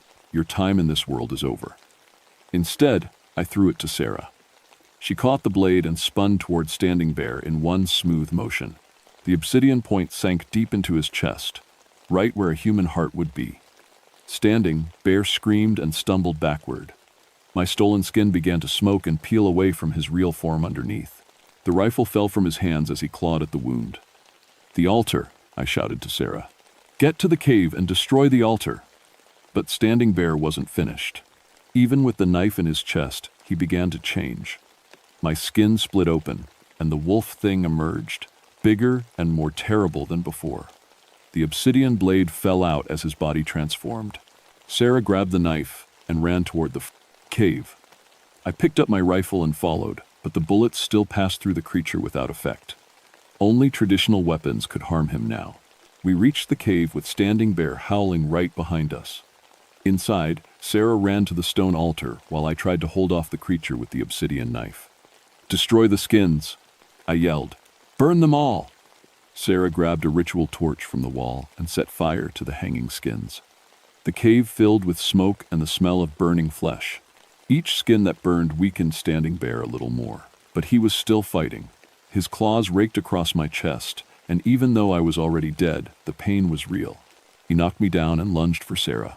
She spun around and drove the obsidian knife up into his throat. Standing Bear froze. His yellow eyes went wide with shock. Black blood poured from the wound and sizzled where it hit the stone floor. "Impossible," he gasped. "I am eternal. I am vengeance for my people." "You're not vengeance," Sarah said. "You're just another predator." She twisted the knife deeper. Standing Bear's wolf form began to dissolve, showing glimpses of the old Cherokee medicine man underneath. He was ancient and withered, his face marked by 140 years of hatred and killing. "My people," he whispered. "My sacred lands. Your people would be ashamed of what you became," I said. Standing Bear looked at me with his dying eyes. For just a moment, I saw not the monster, but the man he'd been before the Trail of Tears broke his spirit and turned him into a killer. "I was protector," he said. "I was supposed to protect them." Then he crumbled to dust. The cave began to shake. Rocks fell from the ceiling as the Cherokee magic that had held this place together for 140 years finally broke apart. Sarah and I ran for the entrance as the tunnel collapsed behind us. We made it outside just as the entire mountainside came down, burying, standing, Bear's cave and all his collected skins forever. In my official report, I wrote that Jimmy Crawford and the Coleman family had been killed by a serial killer who was now deceased. I described finding the suspect's body in a cave-in and how the case was closed. Nobody questioned it. 3 missing hunters, 1 dead killer, problem solved. That's how these things usually work in the real world. But Sarah and I knew the truth. I was still dead, technically speaking. The ritual that Standing Bear had used created something between a ghost and a living person. I could touch things, talk to people, even eat food. But I cast no reflection in mirrors. And sometimes, when I wasn't concentrating, people looked right through me. Sarah kept my secret. She also kept the obsidian knife. In case there are others like him, she said. She was right to worry. Over the next few months, I started hearing stories from other rangers. Disappearances in national parks across the country. Missing hikers and campers. Sometimes they found empty tents cut open from the inside. The Cherokee weren't the only tribe that knew transformation magic. Other medicine men had made the same choice Standing Bear had during their people's darkest hours. Rather than die with honor, they had chosen to become monsters. My new condition made me useful for tracking them. Traditional spirits could sense each other, and Cherokee magic had given me abilities I'd never had as a living man. I could track supernatural creatures the way I'd once tracked deserters in Vietnam. The Park Service created a special unit for unexplained disappearances. Officially, it was just a task force for serial killers who operated in wilderness areas. Unofficially, Sarah and I hunted things that shouldn't exist. We saved people when we could, we stopped predators when we had to, and we learned that the world had a lot more monsters in it than most folks realized. Sometimes, late at night in my ranger station, I wondered if I'd become a monster too. I was dead but still walking around. I hunted creatures that had once been human. The line between protector and predator was thinner than I'd ever imagined. But then I'd remember Standing Bear's final words. He'd been a protector once, before hatred and revenge twisted him into something evil. The difference between him and me wasn't what we'd become. It was what we chose to do with the power we'd been given. I chose to protect people, even if it meant spending eternity hunting monsters in America's last wild places. Sarah retired from the Park Service 5 years later and moved back to town. She said being around me reminded her too much of that day in the cave. I understood. Some experiences change you so much that you can never go back to who you were before. But she still calls me sometimes when there are reports of strange disappearances, and she still has that obsidian knife, just in case. As for me, I'm 15. Still patrolling the backcountry of Jefferson National Forest. Still walking trails where most folks never go. Still listening for sounds that don't belong and watching for tracks that shouldn't exist. The mountains feel peaceful now. The birds sing again, and the deer have returned to their old paths. But I know that peace is fragile. There are always new predators moving through the wilderness. Always new monsters wearing human faces, and there's always someone who needs to hunt them. My name is Marcus Bloodworth, and I've been dead for over 40 years. But I'm still a park ranger, and I still protect these mountains and the people who visit them. Some jobs, it turns out, don't end just because you die. The only difference is that now, when something evil is stalking innocent people in the deep woods, it has to worry about me stalking it back. And unlike Standing Bear, I remember what I'm really protecting.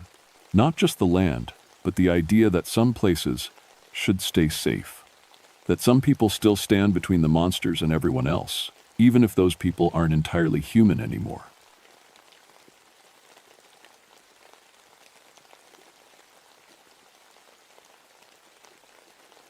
My name is Catherine Ironmoon, and I've been a forest ranger for 11 years. I work the high peaks of Mount Mitchell in North Carolina, where the air gets thin and the weather can kill you in minutes. People think being a ranger is all campfire talks and picking up trash, but up here at 6,000 feet, I'm more like a mountain rescue specialist. When climbers get lost or hurt, I'm the one who goes to get them. 3 years ago, I lost my climbing partner, Jake, somewhere in these mountains. One day he was there, the next day he just wasn't. We searched for weeks, but never found so much as a boot print. That's when I started paying real attention to how many people disappear up here.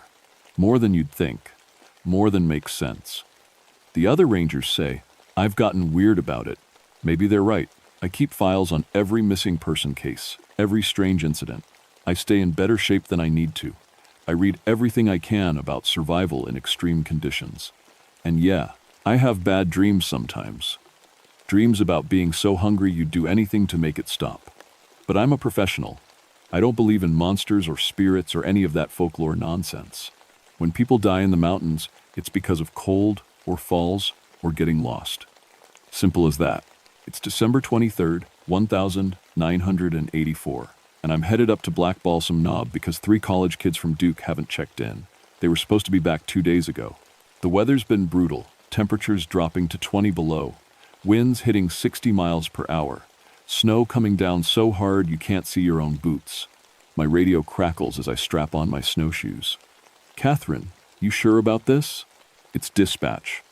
Weather service says this storm's gonna get worse before it gets better. I'm sure, I say. If those kids are still alive, they won't be for long. I've got everything I need, military-grade cold weather gear, enough food for 5 days, medical supplies, ice climbing equipment. My emergency beacon is clipped to my jacket. I've done this hundreds of times.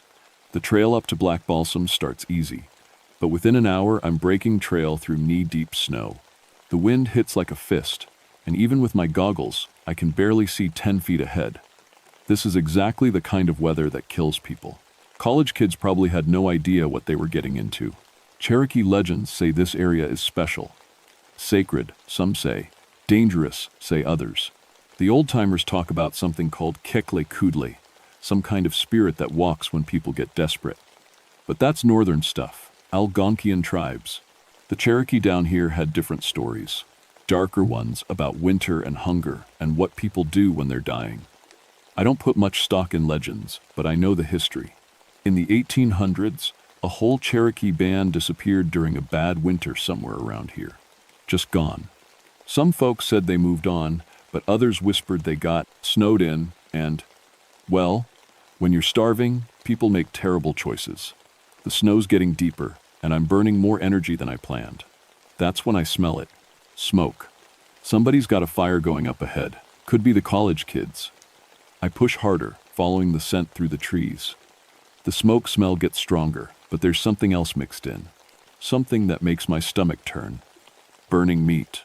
But not like venison or rabbit. Something different. I find their camp in a clearing about a quarter mile from the main trail. At first, I think I'm looking at 3 people sitting around a fire, and I'm relieved. Then I get closer. They're dead. All 3 of them. But they're arranged in a perfect circle around the fire pit, sitting upright like they died having a conversation. Their expedition gear is scattered around, high-quality stuff that should have kept them alive. But what makes me stop cold is what I see when I look closer. They've been eating themselves. Not just fingers or toes. You sometimes see that with severe frostbite. These kids have bite marks up their arms, chunks missing from their thighs. Human bite marks, their own teeth marks. And the expressions on their faces, they look satisfied. Content, like they died happy. I've seen a lot of death in these mountains, but nothing like this. I key my radio, nothing but static. The storm's blocking everything. That's when I hear it for the first time. Over the wind, just barely audible, chewing. I spin around, hand going to the bear spray on my belt, but there's nothing there. Just snow and trees and that awful sound carrying on the wind. Chewing, like someone eating an apple, except wetter. I force myself to focus. These kids need documentation. Evidence. Whatever happened here, their families deserve answers. I start with the basics, pulling out my camera and notebook. The fire pit is made from local stones, arranged in a traditional Cherokee pattern. That's weird. College kids wouldn't know how to build a fire like this. The flames are still burning, which means someone's been feeding it recently. The first body is a girl, maybe 20 years old. Brown hair, expensive hiking boots. Her down jacket is ripped open, and I can see bite marks on her ribs. Human teeth marks, but some of them look wrong, too big. Too sharp. Like human teeth, but more of them. Her backpack has protein bars, freeze-dried meals, enough food for a week.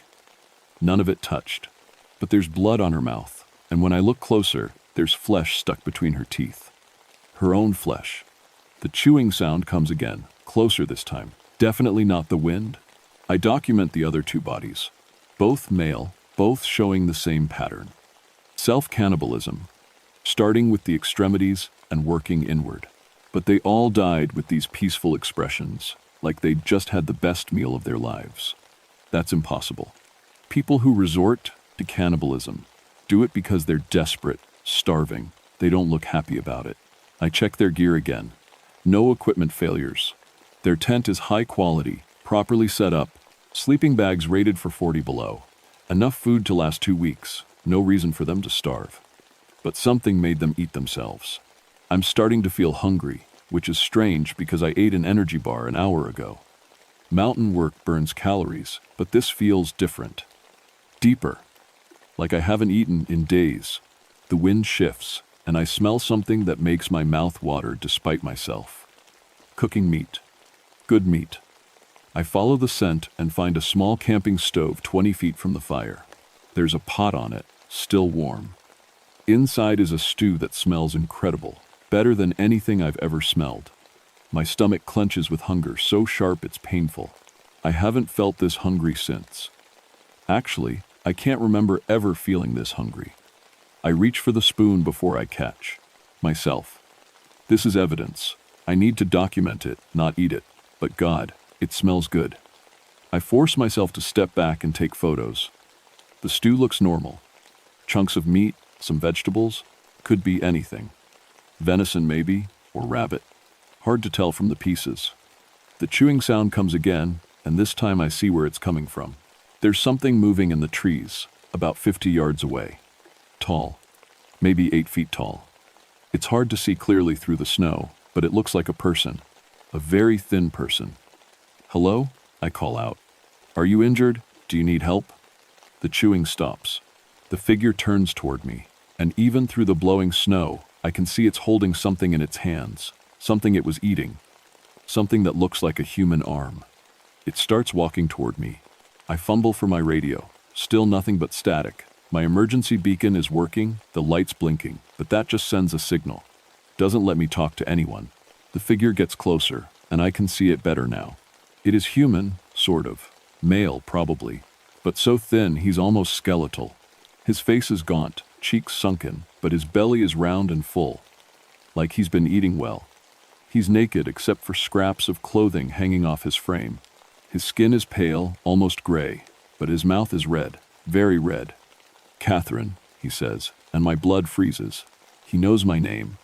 His voice is familiar, but wrong somehow, like someone doing a bad impression of someone I know. Catherine Iron Moon, he says again, and takes another step closer. I've been waiting for you. That's when I see his face clearly. It's Jake, my missing climbing partner, but wrong. So wrong. His eyes are black, completely black, and when he smiles, I see he has too many teeth. Sharp teeth, like a shark's. Jake? My voice comes out as a whisper. I've learned so much since I've been gone, he says, holding up the arm he was eating. I can see bite marks on it that match his mouth. About hunger, about satisfaction, about what we really need to survive. He takes another bite, and the sound of his teeth crushing bone echoes off the trees. You're hungry too, aren't you, Catherine? I can smell it on you. The hunger is calling you, just like it called me. And he's right. I am hungry. Hungrier than I've ever been. The smell from that pot is driving me crazy, and looking at what Jake's eating, my mouth starts watering. What the hell is wrong with me? The kids were so grateful when I showed them how to feed properly. Jake continues, moving closer. They fought it at first, but once they tasted their own flesh, once they understood the satisfaction, they couldn't stop. None of us can stop. I back toward my pack, toward my gear. Whatever Jake has become, he's not my partner anymore. You don't have to fight it, he says. The hunger is natural. It's what we're supposed to feel. What we're supposed to do. Just take one. Bite, Catherine. One bite, and you'll understand everything. The smell from the pot is overwhelming now. I'm so hungry, I'm dizzy. So hungry it hurts. And despite everything I'm seeing, everything I know is wrong, I find myself walking toward it. I stop myself just as my hand reaches for the spoon. What am I doing? This isn't normal hunger. This is something else. Something wrong. That's it, Jake says, his voice like honey. Just one taste. It's the best thing you'll ever experience. Better than any food you've ever had. Better than any feeling you've ever had. I force myself to turn away from the pot and face him. Up close, he's even worse. His skin is stretched tight over his bones, but his stomach bulges obscenely. His fingers are too long, ending in what look like claws, and those teeth. What happened to you? I ask. I found the truth, he says, about what we really are. What we're meant to be. Humans think they're so civilized, but deep down, we're all just hungry animals. The Cherokee understood this. They knew what to do when the hunger came. He gestures toward the dead college kids. They tried to resist at first, told themselves they weren't that desperate. But the hunger grows, Catherine. It gets stronger and stronger until it's all you can think about, until it's all you are. This isn't hunger, I say. This is sickness. This is evolution, Jake interrupts. The weak die, the strong feed, and the strong become something more. That's when I hear voices. Human voices, coming from the direction of the trail. Rescue team, probably. They got my beacon signal and came looking. No, I whisper. If they find this place, if they're exposed to whatever's causing this hunger. More friends, Jake says, and his smile widens. Good. I'm still hungry. I grab my radio and try again. This time, I get through. This is Ranger Ironmoon, I say. Do not approach Black Balsam. Repeat. Do not approach. There's been an incident. Hazardous conditions. Static, then a voice. Catherine? This is Dave Crowfeather. We got your beacon. What's your status? Dave? He's another ranger, works the eastern sector. Good man. I can't let him come up here. Dave, stay back. There's something wrong here. Something dangerous. What kind of dangerous? We've got medical supplies, extraction gear. Not that kind of dangerous, I say, watching Jake circle around toward the voices. Just trust me. Stay away. But the radio goes dead again, and I hear Dave's voice echoing through the trees. He's close. Maybe 5 minutes away. Jake looks at me and licks his lips. I'll take good care of him, he says. Just like I took care of you. What do you mean? You've been coming here for 3 years, Catherine. Walking these trails, breathing this air, getting closer and closer to understanding. The hunger's been growing in you all this time. You just haven't given in yet. He's right, and that terrifies me. I have been hungrier lately. Eating more but never feeling satisfied, having dreams about things I don't want to remember. It started the day I disappeared, Jake continues. The day I found the old Cherokee site. The place where they made their choice during the starvation winter. Some hungers are older than civilization, Catherine. Some hungers never die. I think about the Cherokee legends. The stories about Kekle Kudle, the hunger that walks. But those were northern stories, weren't they? Algonquian tribes, not Cherokee. The Cherokee had different names for it, Jake says, like he's reading my mind. But the hunger is the same. When people get desperate enough, when they cross certain lines, they become something new, something that spreads the hunger to others. Dave's voice is getting closer. I can hear at least 2 other people with him, maybe 3. I have to warn them, I say. You can, try, Jake says. But you're fighting your own nature now. How long can you resist? How long before you give in to what you really want? And God help me, I know what I really want. I want to taste that stew. I want to know what those college kids felt when they were eating themselves. I want to understand why they looked so satisfied. I start running toward Dave's voice, but the hunger hits me like a physical blow. I stumble, fall to my knees in the snow. My stomach feels like it's eating itself. I'm dizzy, weak, desperate. Behind me, Jake laughs. It's starting, he says. The real hunger. The hunger that never stops. I force myself to get up, to keep moving. Dave is about 2 minutes away now. I can hear him talking to his team, coordinating their approach. That's when I smell it again. The cooking meat. But this time, it's not coming from the camp. It's coming from ahead of me, from where Dave is. I break through a stand of pine trees and find them. Dave and two other rangers, setting up an emergency shelter. They've got a camp stove going, and something's cooking in a pot, something that smells exactly like what Jake was making. Catherine, Dave waves me over. Thank God you're okay. We were worried when we lost radio contact. Dave, I say carefully, what are you cooking? He looks confused. Cooking? We just got here. Haven't had time to cook anything. But the pot is right there, steaming, and the smell is making my mouth water so badly I have to swallow to keep from drooling. You don't see it? I ask. Now all three of them are looking at me like I'm crazy. See what? Dave asks. That's when I understand. The hunger isn't just physical. It changes how you see things. It makes you see food where there isn't any. It makes you want things you shouldn't want. And if I'm seeing the pot, that means the hunger is already in me. We need to leave, I say. Right now, all of us. Catherine, you're not making sense, Dave says. We're here to help, to get those college kids. The college kids are dead, I tell him. And if we don't leave now, we will be too. That's when Jake steps out of the trees behind them.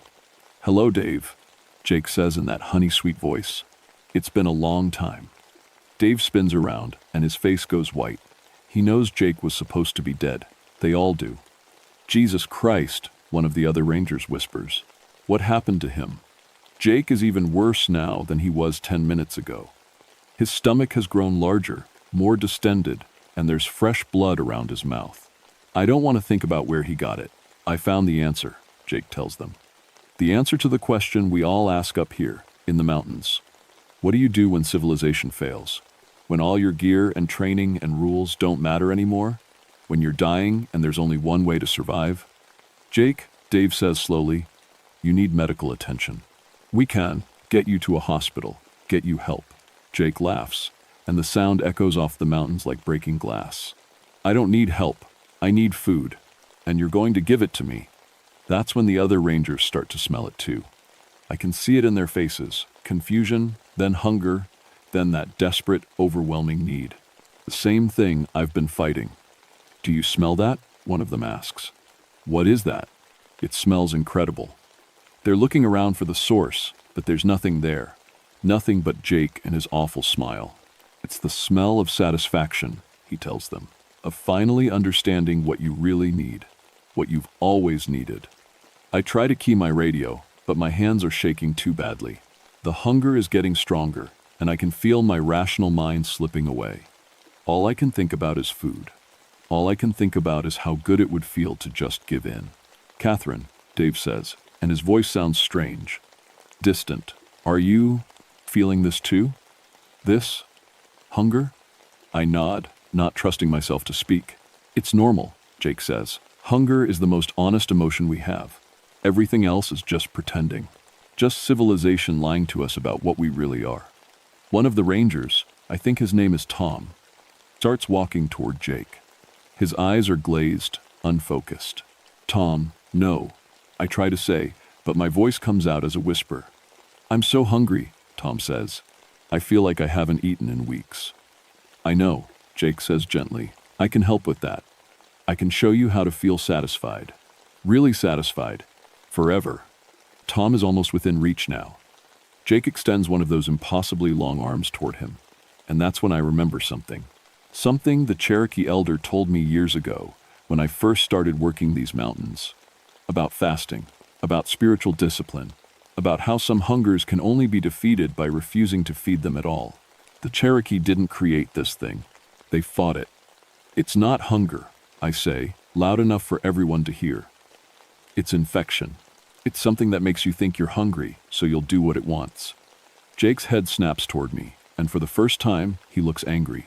Shut up, he says, and his voice isn't honey anymore. It's like gravel and broken glass. You don't understand. You can't understand until you taste it. But I'm remembering more now. The Cherokee stories about the starvation winter, about the shaman who chose cannibalism to keep his people alive, about how that choice changed him into something else, something that spread the hunger to everyone it touched. You were the shaman, I say to Jake. In the original story, you were the one who made the choice. His face changes, becoming older somehow. Ancient.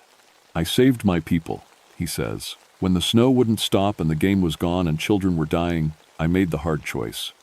I did what had to be done. You damned them, I say. You turned them all into monsters. I gave them life. But Dave and the other rangers are listening now, fighting through the hunger haze. They're starting to understand.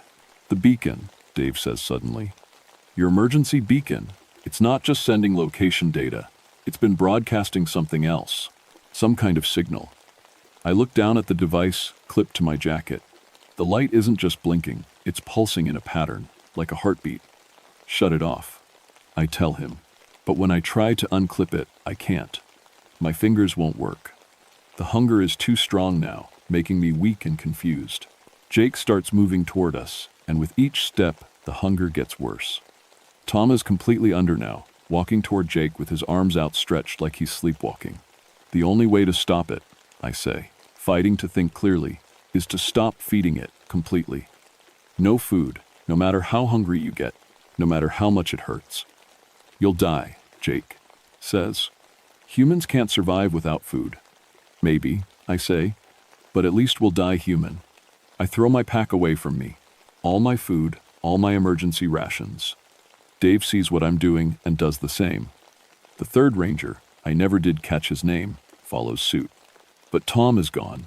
Jake reaches out and touches his forehead, and Tom's eyes go completely black. When he smiles, his teeth are sharp. Too late for him, Jake says. But not for you. Not yet. Just one bite, Catherine. One taste, and the pain stops. The hunger stops.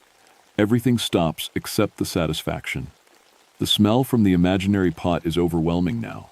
I'm so hungry I can barely stand. Every instinct I have is screaming at me to eat something, anything.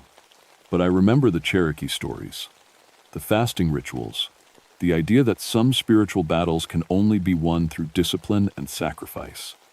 I close my eyes and start to fast. Really fast. Not just skip a meal, but commit to eating nothing until this is over. Until the hunger entity is defeated or I'm dead. The pain is immediate and terrible. But for the first time since I found the camp, my mind starts to clear. No, Jake says, and his voice is panicked now. You don't understand what you're doing. You'll die. You'll starve. Maybe, I say again, but I won't become you. Dave understands. I can see it in his eyes. He's fighting the hunger too, using the fasting as a weapon against it. Jake screams then, a sound like wind through broken trees. Tom screams too, clutching his head like something's trying to claw its way out. And for the first time in 3 years, I feel like maybe, just maybe, I can win. The screaming goes on for what feels like hours, but is probably only minutes. Jake and Tom writhing in the snow, clutching their heads, making sounds that no human throat should be able to make. Then, suddenly, silence. Jake looks up at me, and for a moment, his eyes are normal again. Human, confused. Catherine, he says, and it's really his voice this time. What's happening? Where am I? But then his eyes go black again, and he starts laughing. You think you've won? He says. You think starving yourself will stop what's already started?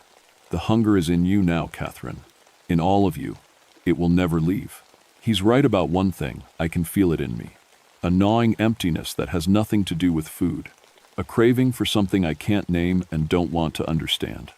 But the fasting is working. Each hour I go without eating, the entity's hold gets weaker. My mind gets clearer. I can think past the hunger to the real problem.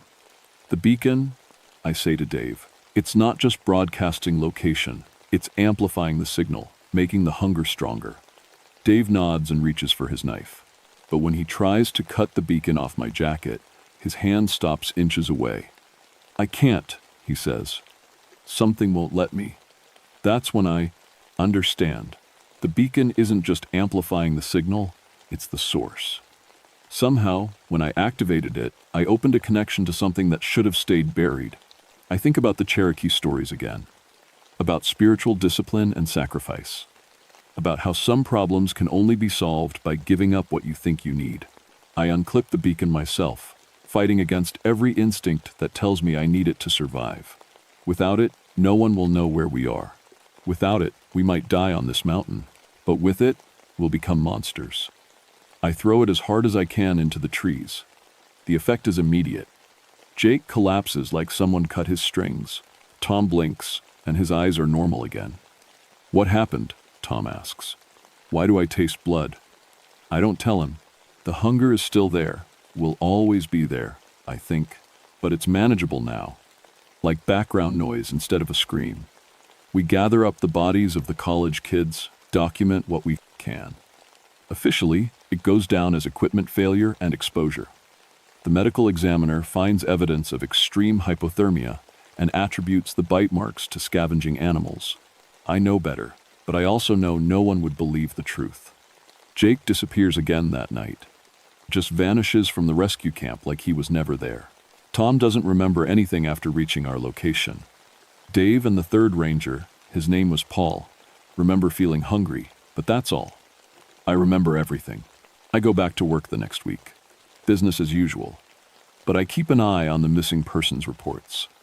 I study Cherokee spiritual practices in my spare time. I learn about fasting and discipline and how to fight hungers that aren't really hunger, because the thing is still out there, waiting, looking for the next person desperate enough, hungry enough to make the wrong choice. And sometimes, on quiet nights when the wind is right, I can hear it calling my name. I don't answer, but I listen, because someone has to. Someone has to know what's really out there in the mountains. Someone has to be ready when the hunger starts walking again. My name is Catherine Ironmoon, and I've been a forest ranger for 11 years.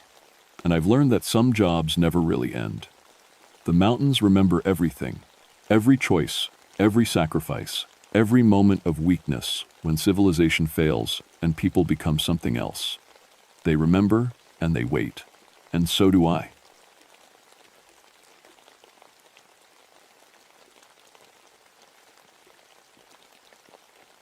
My name is Jonathan Silverwolf, and I've been a ranger in Daniel Boone National Forest for 6 years now. People always ask about my last name. Yeah, it's real, and yeah, I know how it sounds given what I'm about to tell you. My Cherokee grandmother gave it to our family, said it meant we had a connection to the wild things. I used to think that was just old stories. I should have listened to her. It was early November 1991 when everything started. I was stationed at Red River Gorge, way out in the canyon country where the sandstone cliffs rise up like ancient walls and the hollows run so deep you can't see the bottom from the rim. Beautiful country, but lonely. The nearest town was 25 miles of winding mountain roads away. I'd been tracking a pack of what I thought were coyotes for about 3 months. Livestock had been getting killed in ways that didn't make sense. Too organized, too smart. The bite patterns were weird too, but I figured it was just a big pack, working together. Happens sometimes when prey gets scarce. My fiancée Sarah, she's a vet down in town, kept telling me to be careful. "John," she'd say, "something feels wrong about those killings. The wounds I've seen, they don't look right." But I was 29 years old with a zoology degree and 6 years of tracking experience. I thought I knew better. The morning it all went bad started like any other, cold fog hanging in the gorges. That wet dog smell that always seemed to hang around the area lately. I was checking my camera traps when the radio crackled. "John, you need to get over to Chimney Top Campground. Now." It was Bill, my supervisor. His voice had that tight sound it gets when something's really wrong. "What's the situation?" "Just get over here. Bring your medical kit." The drive took 20 minutes on the old fire roads. When I got there, I saw 3 state police cars and an ambulance. Bill met me at the tree line, his face gray. "Family of 4, he said quietly. "The Hendersons, from Louisville. They were camping here last night." "Animal attack?" "That's what we're calling it." He handed me latex gloves. "But John, I've never seen anything like this." The campsite looked like a tornado had hit it. The tent was shredded, camping gear scattered everywhere. But it wasn't random destruction. Everything was arranged in a circle around where the tent had been. Coolers stacked neat as you please, sleeping bags folded, camp chairs set up facing inward, and in the center of that circle, 4 sleeping bags lined up side by side. I don't want to describe what was in those bags. I'll just say that Bill was right. I'd never seen anything like it either. The bite marks were all wrong, too organized. Some looked like they came from something walking on two legs, biting down from above. Pack attack, I told the state police detective. Probably 5 or 6 animals. They've been getting bolder, more coordinated. I've been tracking them. The detective nodded and wrote it down. But he kept looking at me funny. Ranger, you said pack attack. How do you explain this? He pointed to the ground beside the fire ring. There, clear as day in the soft earth, was a boot print. Size 10, looked like a work boot. Right next to it was a paw print from a large canine. Someone was here after the attack, I said. Maybe heard the screaming, came to investigate. But even as I said it, I knew it was wrong. The prints were side by side, same depth, same age, like whatever left them had been standing right there when it happened. The detective wasn't buying it either. Ranger, these prints were made at the same time. Look at how the mud squeezed up between the boot treads and the paw pad. I looked closer. He was right. But that was impossible. I need to examine the area more, I said. Process the scene properly. You do that. But John, Bill pulled me aside. There's something else. We found this near the tree line. He handed me an evidence bag. Inside was a hunting rifle, old but well maintained, the kind my father used to carry. Actually, it was exactly the kind my father used to carry. Same model, same worn spot on the stock where he'd rest his thumb. I turned it over and felt my blood go cold. Carved into the wooden stock, faint but readable, were the initials R.S. Robert Silverwolf. My father's name. My father had died in a hunting accident when I was 12. Alone in these same woods, they never found his rifle. Where exactly did you find this? I asked. Bill pointed to a spot about 30 yards into the trees. Right there, like someone just laid it down gentle-like. I stared at that rifle and felt something cold crawl up my spine. My father had been dead for 17 years. There was no way his rifle just happened to turn up at the scene of the worst animal attack in Kentucky history. But there it was. I spent the rest of that day processing the campsite, taking photos, collecting samples. Standard procedure. But nothing about this felt standard. The more I looked, the more wrong it got. The arranging of the camp gear. That took intelligence, time.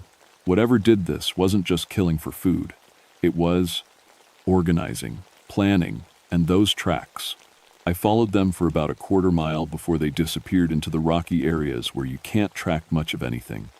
But in that quarter mile, I saw something that made my training seem useless. The tracks changed. Started out as normal wolf prints, big ones, but normal.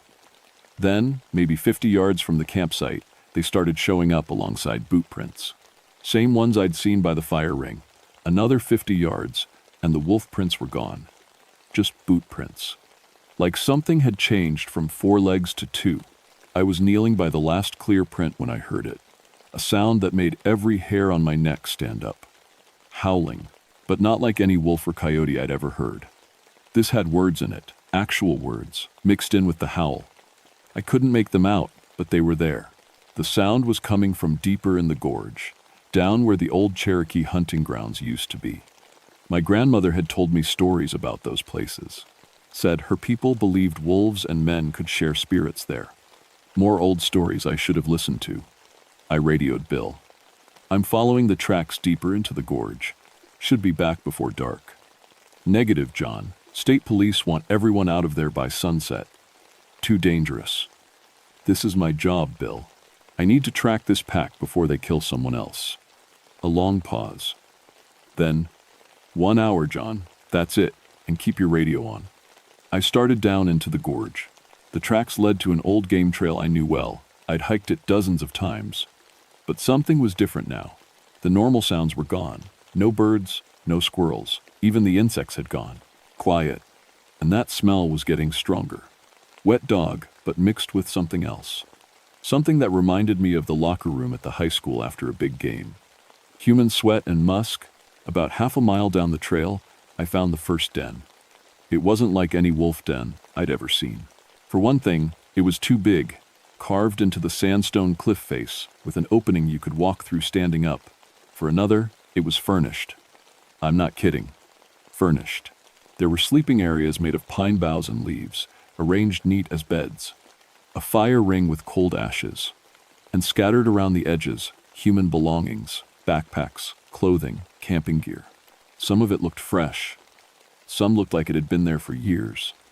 I was photographing everything when I found the bones. They were arranged in a circle in the deepest part of the cave, cleaned white, organized by type, leg bones here, arm bones there, ribs stacked like cordwood, and in the center, skulls. Some were human, some were wolf, and some looked like both. I was backing out of the cave when I heard footsteps behind me. Not paw steps, footsteps.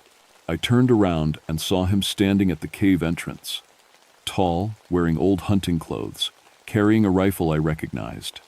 He had my father's face, but wrong. The features were sharper, more angular. His eyes reflected light like an animal's. "Hello, Jonathan," he said in my father's voice. "I've been waiting for you." I fumbled for my radio, my tranquilizer gun, anything. But my hands wouldn't work right. This couldn't be happening. My father was dead. Had been dead for 17 years. "You're not real," I said. He smiled, and his teeth were too sharp. "Real is a funny word in these woods, son. Your grandmother knew that. That's why she gave us the name Silver Wolf. She knew we'd come home eventually. My father died in a hunting accident. Your father chose to join the pack. To protect these lands like his ancestors did. Like you will." He stepped closer, and I could see he wasn't quite human anymore. His movements were too fluid, too predatory. His fingers ended in claws instead of nails. "The Cherokee called this place sacred," he said. "Wolf Clan territory. When they were forced out, some of us stayed behind, changed ourselves so we could stay forever. Guard the old places." I found my voice. "The family at the campground. You killed them." His expression turned sad. "They were going to build condos here, Jonathan. Bought the land from the state. Going to pave over the old burial grounds, put up vacation homes. We couldn't let that happen. So you murdered them. We protected the sacred places, like we've been doing for 150 years, like your father did. Like you will. I'm not like you." He laughed, and it sounded like a howl. "You've been changing for months, son. Haven't you noticed? Your senses getting sharper? Finding for yourself running on the trails instead of walking? Feeling restless during the full moon?" I wanted to deny it, but I couldn't. All those things were true. I'd been attributing them to job stress, spending too much time in the woods. "But now, the blood calls to blood," he said. "You can fight it, but it won't change what you are, what we are." Howls echoed from the forest around us. Getting closer. "The pack is coming," my father said. "You can meet them as family or as prey. Your choice." I ran. I crashed through the forest like a madman, branches tearing at my clothes, roots trying to trip me. Behind me, I could hear them coming. Howls that sounded like laughter, footsteps that were sometimes paws and sometimes boots. My radio was crackling with static, but I could make out Bill's voice. John, where are you? Report in." "Bill," I gasped into the radio. "Something's wrong here. Really wrong. I need backup." "You're breaking up. Say again?" They're not animals. They're people. They're hunting me." Static. Then, "John, you're not making sense. Are you injured?" How could I explain this? How could I tell him I'd just talked to my dead father, who turned into something with claws and sharp teeth? I made it back to my truck just as the sun was setting. My hands were shaking so bad I could barely get the key in the ignition. But I managed to start it and get out of there. Drove straight to Bill's office, ran in without knocking. "Bill, we need to evacuate the whole area. Close the campgrounds, everything." He looked up from his paperwork. "John, you look like hell. What happened out there?" I tried to explain, but even as the words came out, I knew how crazy they sounded. Dead fathers who weren't dead. Wolves that walked on two legs. Dens furnished like houses. Bill listened without interrupting. When I finished, he was quiet for a long time. "John," he said finally, "when's the last time you took a vacation?" "This isn't stress, Bill. I know what I saw." "You saw a wolf den and some old bones, maybe found some homeless person's camp. Your mind filled in the rest. My father's rifle was at the murder scene. Coincidence. Or someone found it years ago, been carrying it around. I could see I wasn't getting through to him. Fine, but I'm going back tomorrow with a full team. Cameras, evidence collection, the works. No, you're not. You're taking a week off, effective immediately. Go spend time with Sarah. Get some rest. But I couldn't rest. That night, lying in bed next to Sarah, I kept thinking about what my father had said. About my senses getting sharper. About feeling restless. It was true, all of it. Sarah stirred beside me. John, you're not sleeping. Just thinking about work. She sat up, looked at me in the moonlight. Something's different about you lately. You seem, I don't know, more alert. Like you're always listening for something. What do you mean? And your eyes? They're brighter somehow, more intense. I got up and looked in the bathroom mirror. She was right. My eyes looked different. Not just tired from stress, it's bisoled different. Actually different. The irises seemed larger, more reflective. When I came back to bed, Sarah was sitting up waiting for me. John, there's something I need to tell you about those animal attacks I've been treating. What about them? The bite patterns. I lied when I said they looked wrong. They don't look wrong, they look impossible. Like the animals were bitten by something with human intelligence. Predator bites, but placed exactly where they do the most damage. Like something that understood anatomy. I felt cold. Why didn't you tell me before? Because I thought I was crazy. But today, Doctor, Whitman brought in a dog that survived an attack. John, it wasn't attacked by wild animals. It was attacked by something that used tools. Tools? The wounds show knife cuts alongside bite marks, and rope burns around the legs like it was tied down first. I sat down heavily on the bed. Sarah, I need to tell you something about what I found today. I told her everything. The conversation with my father, the furnished den, the human bones arranged in circles. She listened without saying a word. When I finished, she was quiet for a long time. John, she said finally, my grandmother was Cherokee too, from the same area where you work. She used to tell stories about the Wolf Clan, said some of them never left when the tribe was forced out, said they found a way to stay in the old places forever. You believe me? I believe something's happening that we don't understand, and I believe you're in danger. The next morning, I went back to the gorge. Bill had ordered me to take time off, but I couldn't just sit around. I needed answers. This time, I brought real equipment. High-powered camera, night vision scope, sound recording gear. If I was going crazy, at least I'd have documentation. I set up cameras at 3 different den sites I'd found, motion-activated, infrared capable. Then I settled in to wait. Around noon, Dr. Rebecca Nighthawk showed up. She was a wildlife biologist from the university, come to study the unusual pack behavior that had been reported. Ranger Silverwolf? She called out as she approached my position. I'm Rebecca Nighthawk. I believe we have a mutual interest in these animals. Something about her immediately put me on edge. She moved too quietly for someone wearing hiking boots. Her eyes were too alert, scanning the forest like she was reading it. Dr. Nighthawk, what brings you out here? The same thing that brings you, I imagine. These aren't normal wolves. What do you mean? She smiled, and for just a second, her teeth looked too sharp. I mean their family. Before I could ask what she meant by that, my motion detectors started going off. All 3 cameras, simultaneously. They're here, she said softly. The pack came out of the forest like shadows becoming solid. 6 of them, moving in perfect coordination, but they weren't moving like wolves. They were walking upright. Each one was different. 2,000. Some more human-looking, some more wolf. But all of them were wrong in the same way my father had been wrong. Too tall, too graceful, teeth too sharp. And leading them was my father. Hello, son, he said. I see you brought a friend. Doctor. Nighthawk stepped forward. Uncle Robert, it's been too long. My father smiled. Rebecca, your parents told me you were coming. Are you ready? I've been ready for years. I looked back and forth between them. You know each other? Rebecca is your cousin, Jonathan.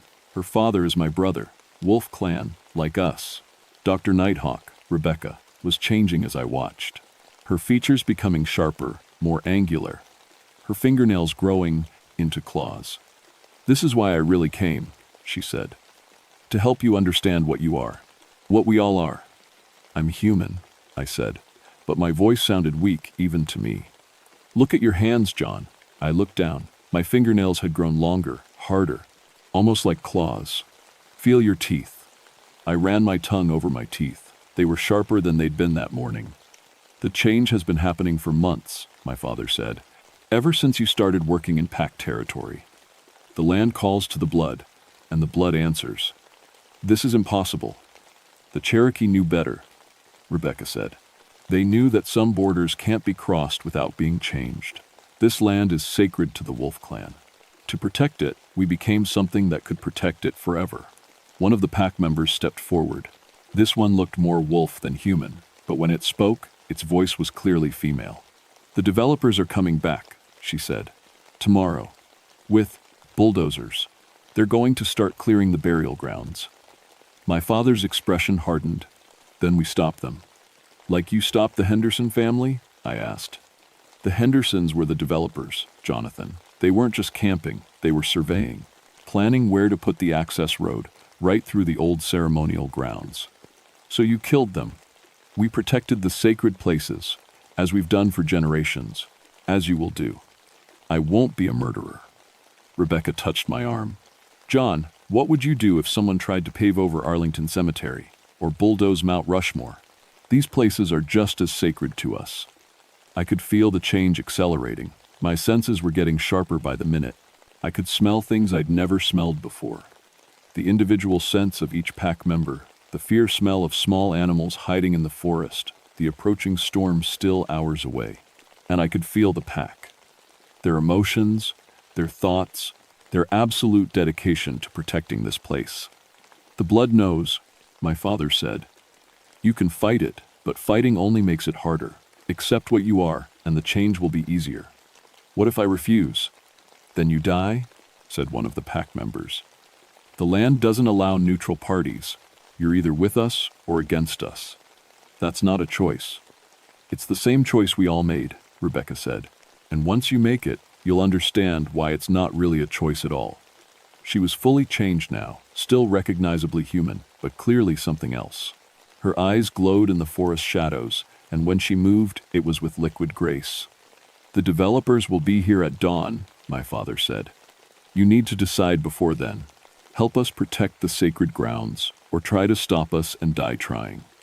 There has to be another way. What other way? Talk to them? Offer them money?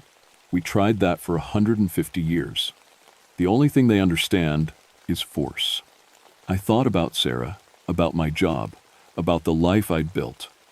All of it would be gone if I made this choice. But I could feel the sacredness of this place now, could sense the generations of Cherokee who'd lived and died here, who'd called it holy. The burial grounds weren't just old bones, they were the resting place of an entire people's ancestors. And tomorrow, bulldozers were going to plow them under to build vacation condos. If I do this, I said, if I help you, what happens to my human life? It changes, my father said. But it doesn't end. You'll still be you, Jonathan. Just more. The storm I'd smelled earlier was getting closer. Thunder rumbled in the distance. I need time to think. There is no time, Rebecca said. The change is accelerating, whether you accept it or not. Fight it much longer, and it'll tear you apart. She was right. I could feel something fundamental shifting inside me. My bones ached. My muscles felt like they were rewiring themselves. Will I be able to see Sarah? Have a normal relationship? Your grandmother was married to a human for 60 years, my father said. She managed. Grandmother was like you? How do you think we knew to give you the name Silverwolf? Everything clicked into place, the stories grandmother had told. The way she'd always seemed to know things about the forest that nobody else knew. Her insistence that some places were sacred and should never be disturbed. The developers' bulldozers would be here in 6 hours. I made my choice. The change hurt worse than anything I'd ever experienced. Like every bone in my body was breaking and healing at the same time. But Rebecca was right. Accepting it made it easier. Instead of fighting the transformation, I let it happen. When it was over, I was still me. But I was also something else. My senses were incredibly sharp, my strength had doubled, and I could feel the pack's presence like a warm current in my mind. We stopped the developers. Not by killing them, we'd learned from the Henderson mistake. Instead, we made them understand that this land was protected. When the bulldozer operators saw 6 wolf-human shapes emerge from the forest at dawn, they decided their paychecks weren't worth it. The development company tried to send security teams. They left too, after finding their equipment rearranged into ritualistic patterns every morning. Eventually, the state stepped in. Turns out there were legal protections for Cherokee burial grounds that had never been properly enforced. The land was redesignated as a protected cultural site. I kept my job as a ranger. Actually, I got promoted. Turns out having supernatural senses makes you really good at wildlife management. I just had to be careful about how I explained my sudden improvement in tracking skills. Sarah took the change better than I'd expected. She'd suspected something was different for months. When I finally showed her my transformed state, her first words were, "So that's why you've been sniffing everything lately." We're still engaged, planning a spring wedding. Rebecca's helping with the arrangements, and BC. Apparently the pack has some very specific traditions about wedding ceremonies. Bill never figured out what really happened. He thinks the developers backed down due to legal pressure and my improved investigation techniques. I let him think that. The pack still guards the old places. There are others, Cherokee burial grounds scattered throughout the forest that need protection. And we've heard reports of other packs, other guardians, at sacred sites across the country. Sometimes I wonder if I made the right choice. But then I think about those bulldozers heading for grandmother's ancestors' graves. And I know I did. The land remembers, the blood remembers. And some things are worth protecting, no matter what it costs. If you're ever hiking in Daniel, Boone National Forest, stick to the marked trails. Respect the posted boundaries. And if you hear howling that sounds like it has words in it, don't go looking for the source. Some secrets are meant to stay in the woods. But if you've got Cherokee blood and you feel the forest calling to you, if your senses are getting sharper and you find yourself running instead of walking, well, maybe it's time you came home. The pack is always looking for family, and family takes care of family, forever.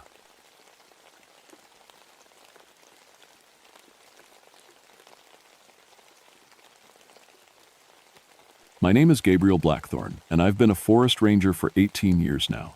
People think that's a long time, but for me, every day feels like I'm paying back a debt I can never fully settle. See, before I became a ranger, I was a coal miner down in Shawnee State Forest. That was back in 1954, when I was just 23 years old. I worked the deep shafts with 23 other men, good men with families and dreams. We went down into the earth together that October morning, but I was the only one who came back up. The mine collapsed. I still don't know why I survived when they didn't. Maybe I was closer to the exit. Maybe I was just lucky. But for 18 years, I've carried their names in my head like stones. Every night, I see their faces in my dreams. Every morning, I wake up wondering why it was me who lived. That's why I became a ranger. Someone has to make sure the abandoned mines don't hurt anyone else.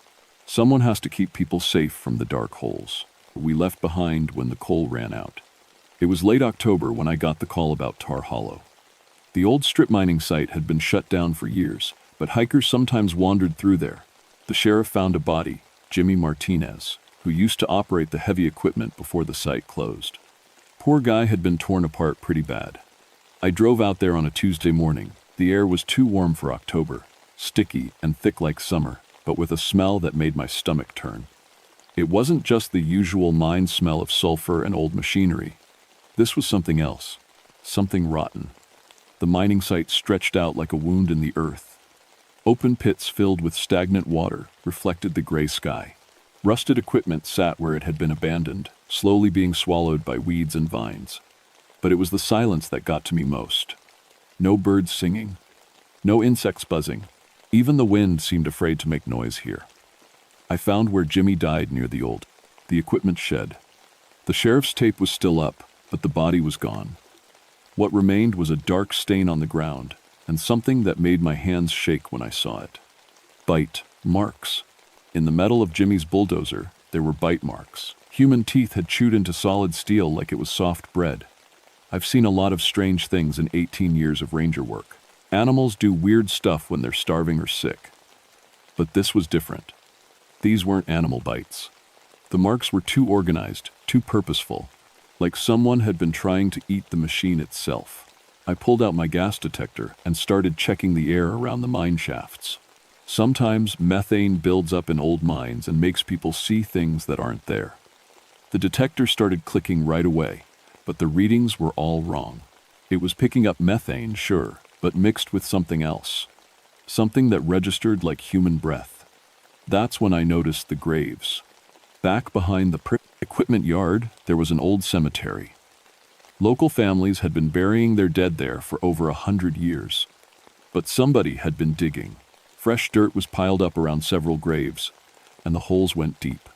What bothered me was that the digging seemed to come from inside the graves, not from above. I walked closer and looked down into one of the empty holes. The wooden coffin was split open from the inside, like something had punched its way out. The burial clothes were still there, a faded blue dress, old work boots, a wedding ring on a bit of finger bone. But the body was gone. My radio crackled to life. Static filled the air. And then I heard voices, men calling for help, men trapped underground. For a second, my heart stopped, because I recognized those voices. They were my mining crew from 1954. I switched off the radio fast. Too fast. My hands were shaking again. Just gas, I told myself out loud. Just methane making you hear things.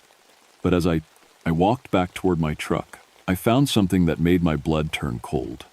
Sitting on the hood of my vehicle was an old mining helmet, dented and scratched, with a headlamp that hadn't worked in 20 years. I knew that helmet. It belonged to Frank Sullivan, my shift supervisor from the 1954 disaster, the helmet that should have been buried with Frank 18 years ago. I picked it up with trembling hands. Inside the hard hat, someone had scratched a message into the metal. "We're still hungry, Gabe." I should have left right then. Should have called for backup and stayed away from Tar Hollow until morning. But something kept me there as the sun started to set. Maybe it was guilt. Maybe it was the feeling that I owed those voices on the radio an explanation. I decided to check the mine shafts one more time before dark. The main shaft was supposed to be sealed, but the metal grate that covered the entrance was torn open. Not cut or broken, torn, like giant hands had, ripped it apart. The opening led down into complete darkness, and when I shined my flashlight into the hole, the beam just disappeared, like the dark was swallowing the light. I heard breathing coming from down there. Slow, ragged breathing, like someone trying to breathe through damaged lungs. "Hello?" I called down. "Is someone hurt down there?" The breathing stopped. Then I heard footsteps, slow and shuffling, coming up from the depths. I backed away from the shaft entrance and pulled out my emergency radio. "This is Ranger Blackthorn at Tar Hollow. I need backup. There's someone trapped in the old mine shaft." Static answered me. Then those voices again, my dead crew calling my name. "Gabe, Gabe, where are you? We've been waiting. We're so hungry, Gabe." I dropped the radio and ran, but I didn't get far before I saw them. 3 figures were walking between the abandoned mining equipment. They moved wrong, like their joints didn't work right anymore. Like they were learning how to walk all over again. In the dim light, I could see they were wearing old mining clothes, the kind we wore back in 1954. One of them turned toward me, and I saw his face. It was Frank Sullivan, my old shift supervisor. But Frank had been dead for 18 years, buried in the cemetery behind the equipment yard. The cemetery, where someone had been digging up graves. Frank's face was gray and sunken, with dark holes where his eyes should be. His mining helmet sat crooked on his skull, and when he opened his mouth to speak, I could see that half his teeth were missing. "Gabe," he said, and his voice sounded like air escaping from a broken pipe. "We've been looking for you." I wanted to run, but my legs wouldn't move. "Frank, but you died in the mine collapse." "Did we?" Frank tilted his head like he was thinking hard about something. "Feels like we've been walking around for a while now. Feels like we've been hungry." The other 2 figures started moving toward me. I recognized them too. Joey Martinez and Bill Kowalski from my mining crew. Like Frank, they looked like they'd been dead for a long time, but somehow they were still walking around. "What happened to you?" I whispered. "Same thing that should have happened to you," Joey said. His voice was wet, like he was talking through a mouthful of mud. We got buried, but not proper-like. Company dumped us in a hole and covered us up quick. Didn't want bad publicity. Been trying to rest? Bill added. But we can't, not while you're still walking around up here. Frank stepped closer. I could smell him now, earth and rot and something metallic like old blood. You were supposed to die with us, Gabe. You were supposed to be down there when the ceiling came down. I don't know why I lived. I don't know why you died. Neither do we, Frank said. But we've been thinking about it for 18 years. Down in the dark. And we figured something out. He reached out with one gray hand and touched my chest, right over my heart. His fingers were cold as winter stone. You lived because you were supposed to fix this. You lived because we need you to help us rest. I don't understand. You will, Frank said, when you're hungry like us. That's when I noticed my radio was working again. But instead of static, I could hear someone calling for help. A voice I recognized. This is Tom Gravedigger, mine safety inspector. My truck broke down near Tar Hollow. Can anyone hear me? I think something's following me. Tom was my colleague from the state office, a good man who helped me inspect dangerous mine sites. And now he was out here in the dark with Frank and the others. Frank smiled, showing his broken teeth. Looks like dinner just arrived. I found Tom's truck about a quarter-mile down the access road. The engine was smoking, and all 4 tires had been slashed. Not cut, chewed. Like something with very big teeth had taken bites out of the rubber. Tom was crouched behind the truck with a flashlight and a pistol. When he saw me coming, he nearly shot me by accident. Jesus, Gabe. Thank God it's you. Tom was shaking. There's something wrong with this place. I've been seeing people walking around, but they don't look right. How many people? At least 6 or 7, maybe more. They keep coming out of the mine shafts. Tom wiped sweat from his forehead. I tried to talk to one of them, asked if he needed help. He just stared at me and said he was hungry. I looked back toward the mining site. More figures were moving between the equipment now. Some I recognized from my old crew. Others looked like they'd been dead even longer. Tom, we need to get out of here. Right now. My truck's not going anywhere. Whatever chewed up the tires also did something to the engine. Then we walk. There's a ranger station about 10 miles south we can call for help from there. But as we started walking, I realized the hungry dead were following us. They moved slowly, but they never stopped, and there were more of them now, way more. Gabe, Tom said after we'd been walking for an hour, I'm really hungry. I looked at him. His face was pale and sweaty, but his eyes looked different, darker, like something was changing behind them. When's the last time you ate? This morning. Had breakfast with my wife before I drove out here. Tom rubbed his stomach. But I feel like I haven't eaten in days. Weeks, maybe. That's when I understood. The hunger was spreading. Whatever was wrong with Frank and the others, it was catching. Tom, listen to me. You're not really hungry. It's this place. It's doing something to people. I am hungry, Tom said, and when he looked at me, I saw that his teeth looked sharper than they should. I'm so hungry I could eat anything. Even. He stopped talking and stared at my arm. I backed away from him. Tom, fight it. Whatever you're feeling, fight it. Can't, Tom whispered. It's like there's something inside me, eating me from the inside out, and the only way to make it stop is to feed it. Tom lunged at me.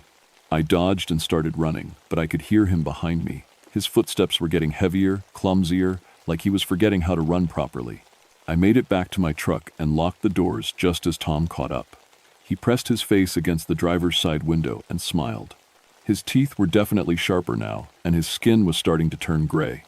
Gabe, he said through the glass, you can't run forever, and when you get tired, we'll be waiting.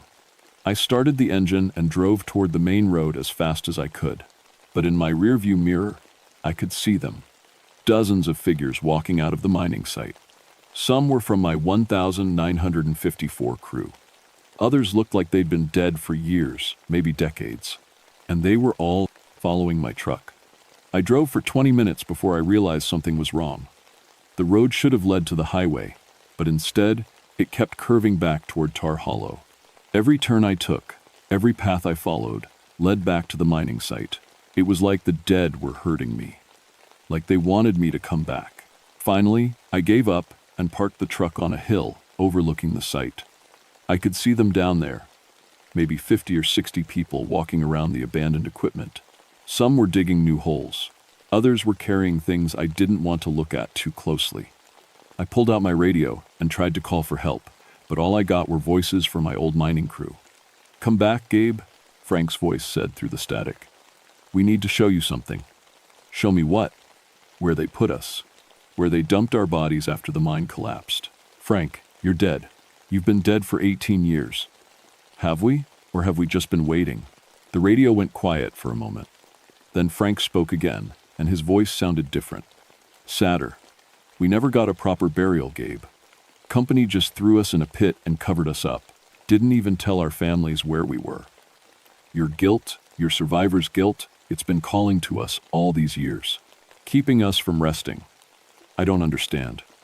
"You will. Come back to the site. Let us show you the truth." I sat in my truck for a long time, watching the dead people walking around below. Part of me wanted to drive away and never come back. But a bigger part of me knew that Frank was right. I'd been carrying their deaths for 18 years, and maybe it was time to finally face what really happened in that mine. I started the truck and drove back down to Tar Hollow. Frank was waiting for me at the mine shaft entrance. Up close, he looked even worse than before. His skin was gray-green and peeling, and I could see bone through holes in his cheek. But his eyes looked sad and tired. "Thank you for coming back," he said. "What do you want from me, Frank?" "We want to show you where we really are, where our bodies have been all these years." He led me to the main mine shaft and pointed down into the darkness. "We're not buried in the cemetery, Gabe. We never were. The mining company lied." I shined my flashlight down the shaft. About 30 feet down, I could see something that made my stomach turn. Bones. Lots of bones, mixed with rotted mining clothes and broken equipment. "They threw us down here," Frank said. "All 23 of us. Just dumped us in the shaft and sealed it up. Told everyone we were buried proper in the cemetery. But the graves, the headstones, empty boxes. Nothing in them but rocks and dirt." I stared down at the bones of my friends and coworkers. Men I'd eaten lunch with, joked with, worked alongside for years. They'd been rotting in this hole while I lived my life above ground. "The Shawnee say this is sacred ground," Frank continued. "Say when people aren't buried right, their spirits can't rest. We've been trapped down there, getting hungrier and hungrier while you walked around feeling guilty. I tried to live a good life," I whispered. "I became a ranger to help people, to make sure this didn't happen again. We know. But guilt ain't enough, Gabe. We need justice. We need to rest." "Tell me how."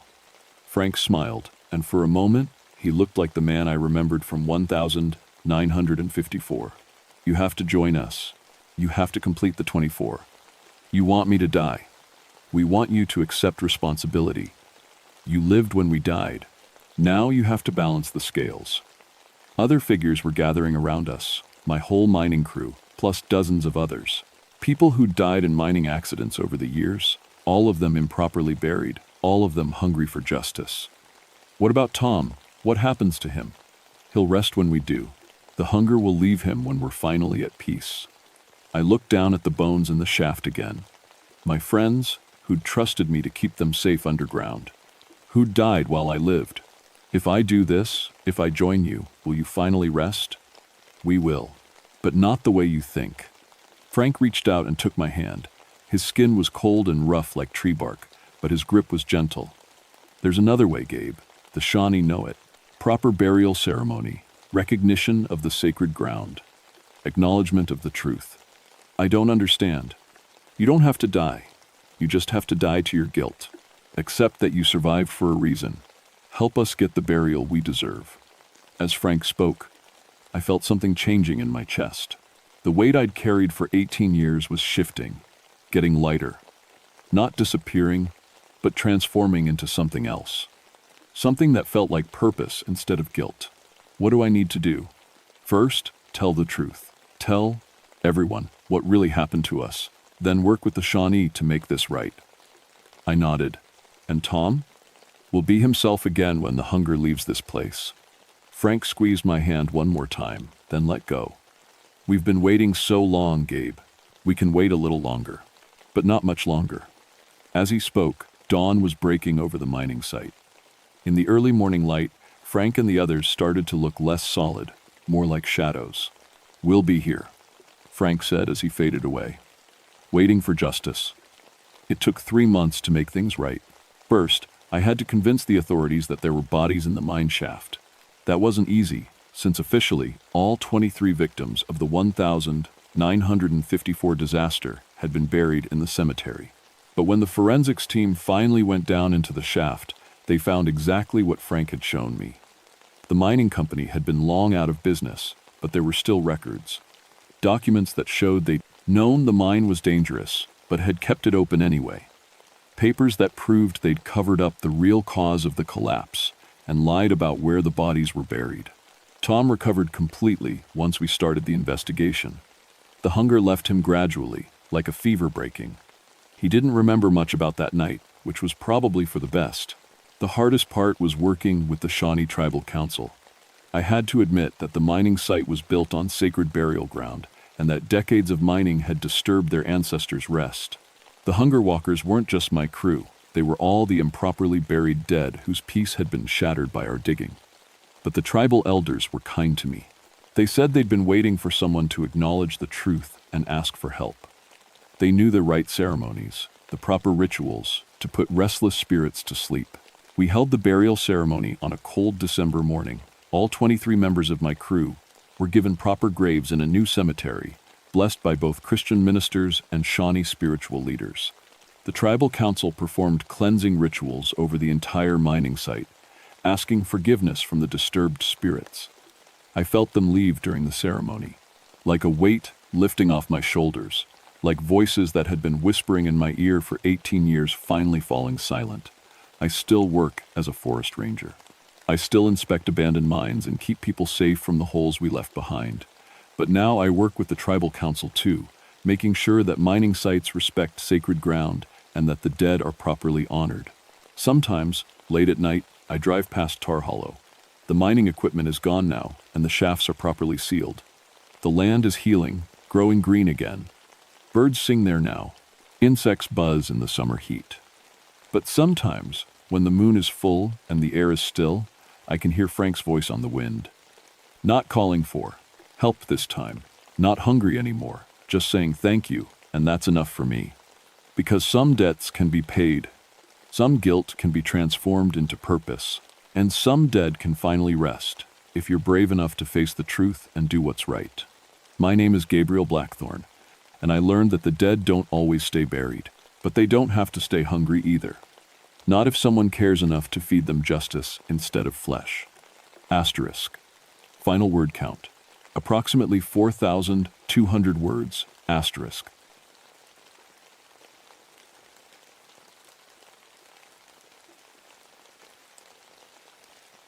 My name is Matthew Thornfield, and I've been a forest ranger for 14 years now. Before that, I spent 8 years as a DEA agent in Miami, chasing drug dealers through city streets and busting cocaine labs and warehouses.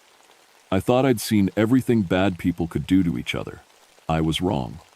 I came to the Cherokee National Forest in Tennessee because I was burned out. Too many shootouts, too many dead bodies, too many nights lying awake wondering if the guy I arrested had kids who wouldn't see their dad again. My wife Sarah couldn't handle it anymore. She said, I came home every day looking like I'd seen a ghost. Maybe I had. The forest seemed like the perfect place to start over. Clean air, tall trees, and my job was mostly checking on campers and making sure people didn't litter. Sometimes I'd help with research on plants and animals. It was peaceful, or it was supposed to be. I specialized in something called botanical law enforcement. Fancy words for finding people who grow illegal drugs in the forest. Marijuana mostly. Sometimes other stuff. My DEA training helped me spot the signs.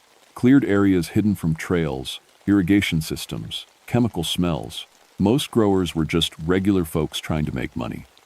I'd arrest them, they'd pay a fine, everyone moved on. The Cherokee National Forest is huge, over 650,000 acres, spread across Tennessee and North Carolina. My section was the Unicoi Mountains, way up in the remote areas where tourists don't go. Perfect place for someone to hide illegal plants. Perfect place for a lot of things, as it turned out. It was late September when everything started. The leaves were changing colors, and there was this smell in the air. Not just autumn leaves, but something else. Something green and earthy and almost alive. I'd been hiking through an area called Roan Mountain, checking some caves where we'd had reports of drug activity. The mountains here are old, really old. The Cherokee. People lived here for thousands of years before white settlers came. They had names for every ridge, every valley, every stream. Most of those names are forgotten now, but sometimes you'll meet an old-timer who remembers a few words. They always get this look in their eyes when they talk about the old places, like they're remembering something they're not supposed to say. I was following a deer trail that morning when I smelled it. That sharp, chemical smell that means someone's been using fertilizer where they shouldn't. My radio crackled with static as I called it in. Base, this is Thornfield. I've got possible cultivation activity in Sector 7. Moving to investigate. Copy that, Matthew. Be careful out there. I switched off the radio and pulled out my camera. The DEA had taught me to document everything. Take pictures first, ask questions later. Evidence doesn't lie, and it doesn't change its story in court. The trail led down into a hidden valley between two ridges. The trees grew thick here, blocking out most of the sunlight, but there was definitely something wrong. The plants looked too green, too healthy. In nature, you don't see perfect rows of anything. But here, someone had been very busy. I followed my nose toward the chemical smell.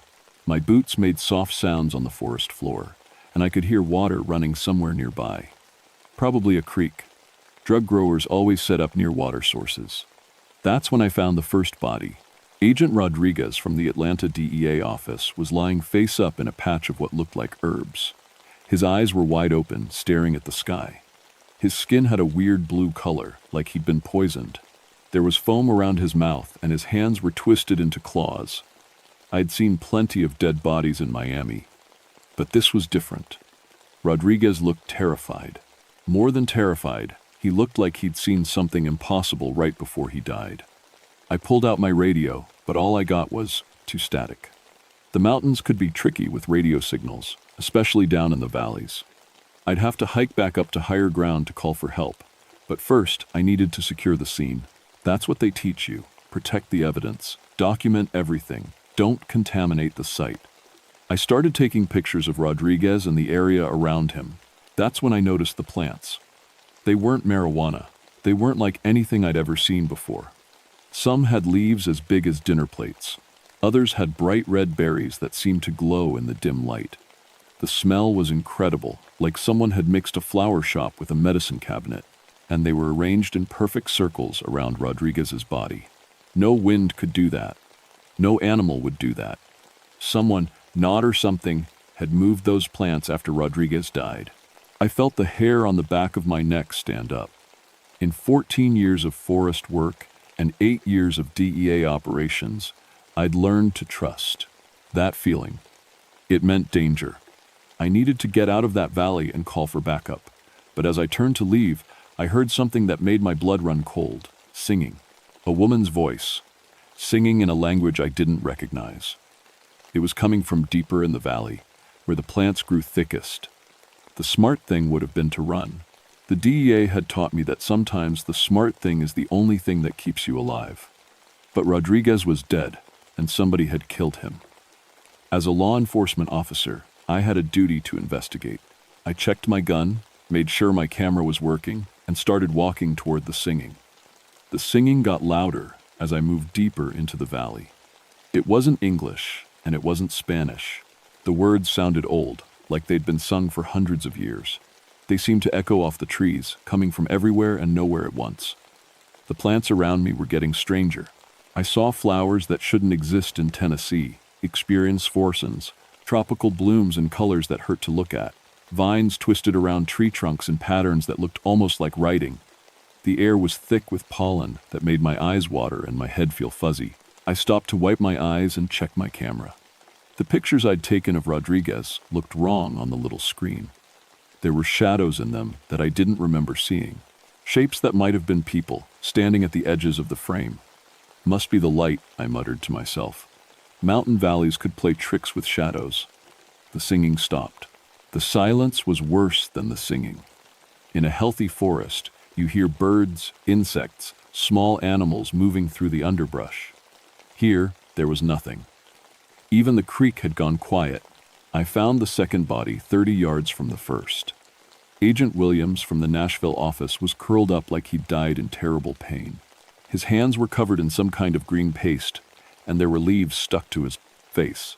The plants around him were even more organized than the ones around Rodriguez, arranged in complicated patterns that looked like they meant something. I took more pictures, trying to stay professional. 2 federal agents dead in what should have been a routine drug bust. This wasn't some grower protecting his crop. This was something else. The smell was stronger here, sweet and bitter at the same time, like medicine mixed with perfume. It made my head swim and my stomach turn.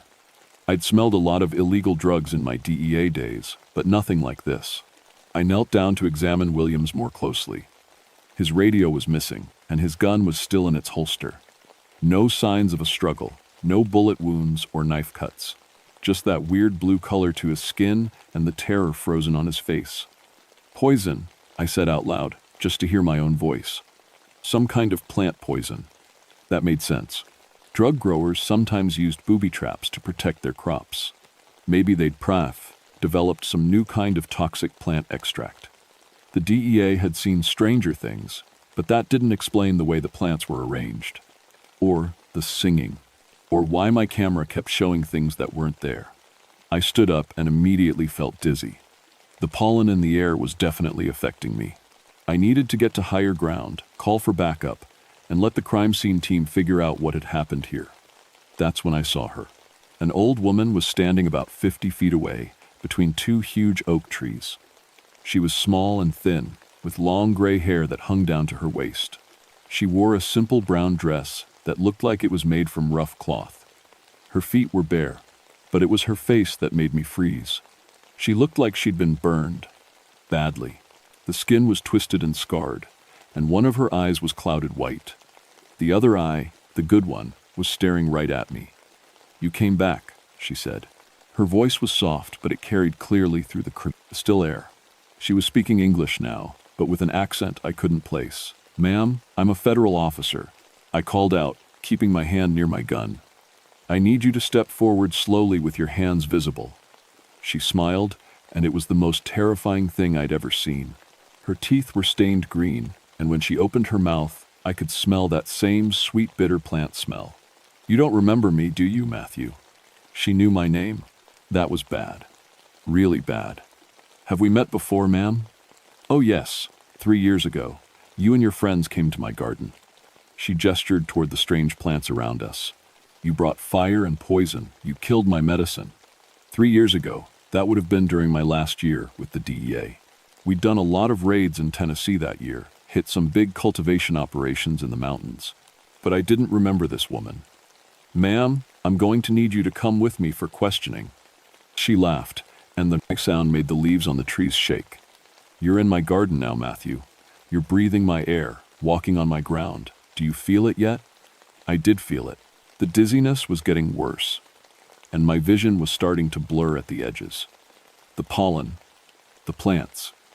Whatever this woman had done to Rodriguez and Williams, she was doing it to me too. I pulled out my gun. "Stay back." Too late for that. She raised her hand, and I saw that her fingers were stained green like her teeth. "You destroyed my life's work. 40 years of growing, learning, healing. Gone in one morning because you thought you knew better." The pieces started clicking together. A raid 3 years ago. Burned cultivation sites. An old woman who'd been growing something more than just marijuana. "The Henderson Valley raid," I whispered. Her good eye brightened. "You do remember." I did remember. We'd hit a massive growing operation hidden in a valley about 20 miles from here. Hundreds of plants, elaborate irrigation systems, someone who really knew what they were doing. But when we got there, we found more than just marijuana. There were plants from all over the world, arranged in careful patterns. The grower had built what looked like a traditional herb garden. There had been an old woman there. She'd tried to stop us from burning the plants, said they were medicine, not drugs. She'd fought us when we lit the fires, screaming in some foreign language. I remembered thinking she was just a crazy old lady protecting her illegal crops. She'd been burned in the fire. Badly burned?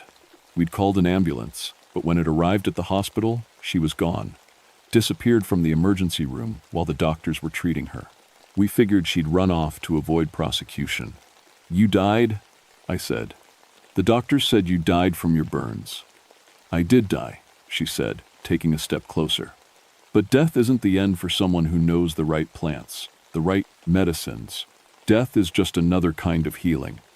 That was impossible. People don't come back from the dead. But looking at her burned face, breathing air that made reality feel loose and slippery, I was starting to doubt what was possible and what wasn't. "Your friends learned about my medicine," she said, gesturing toward the bodies. "They tasted what 40 years of knowledge can create. Plants that don't exist in your books, compounds that don't show up in your tests. You murdered federal agents."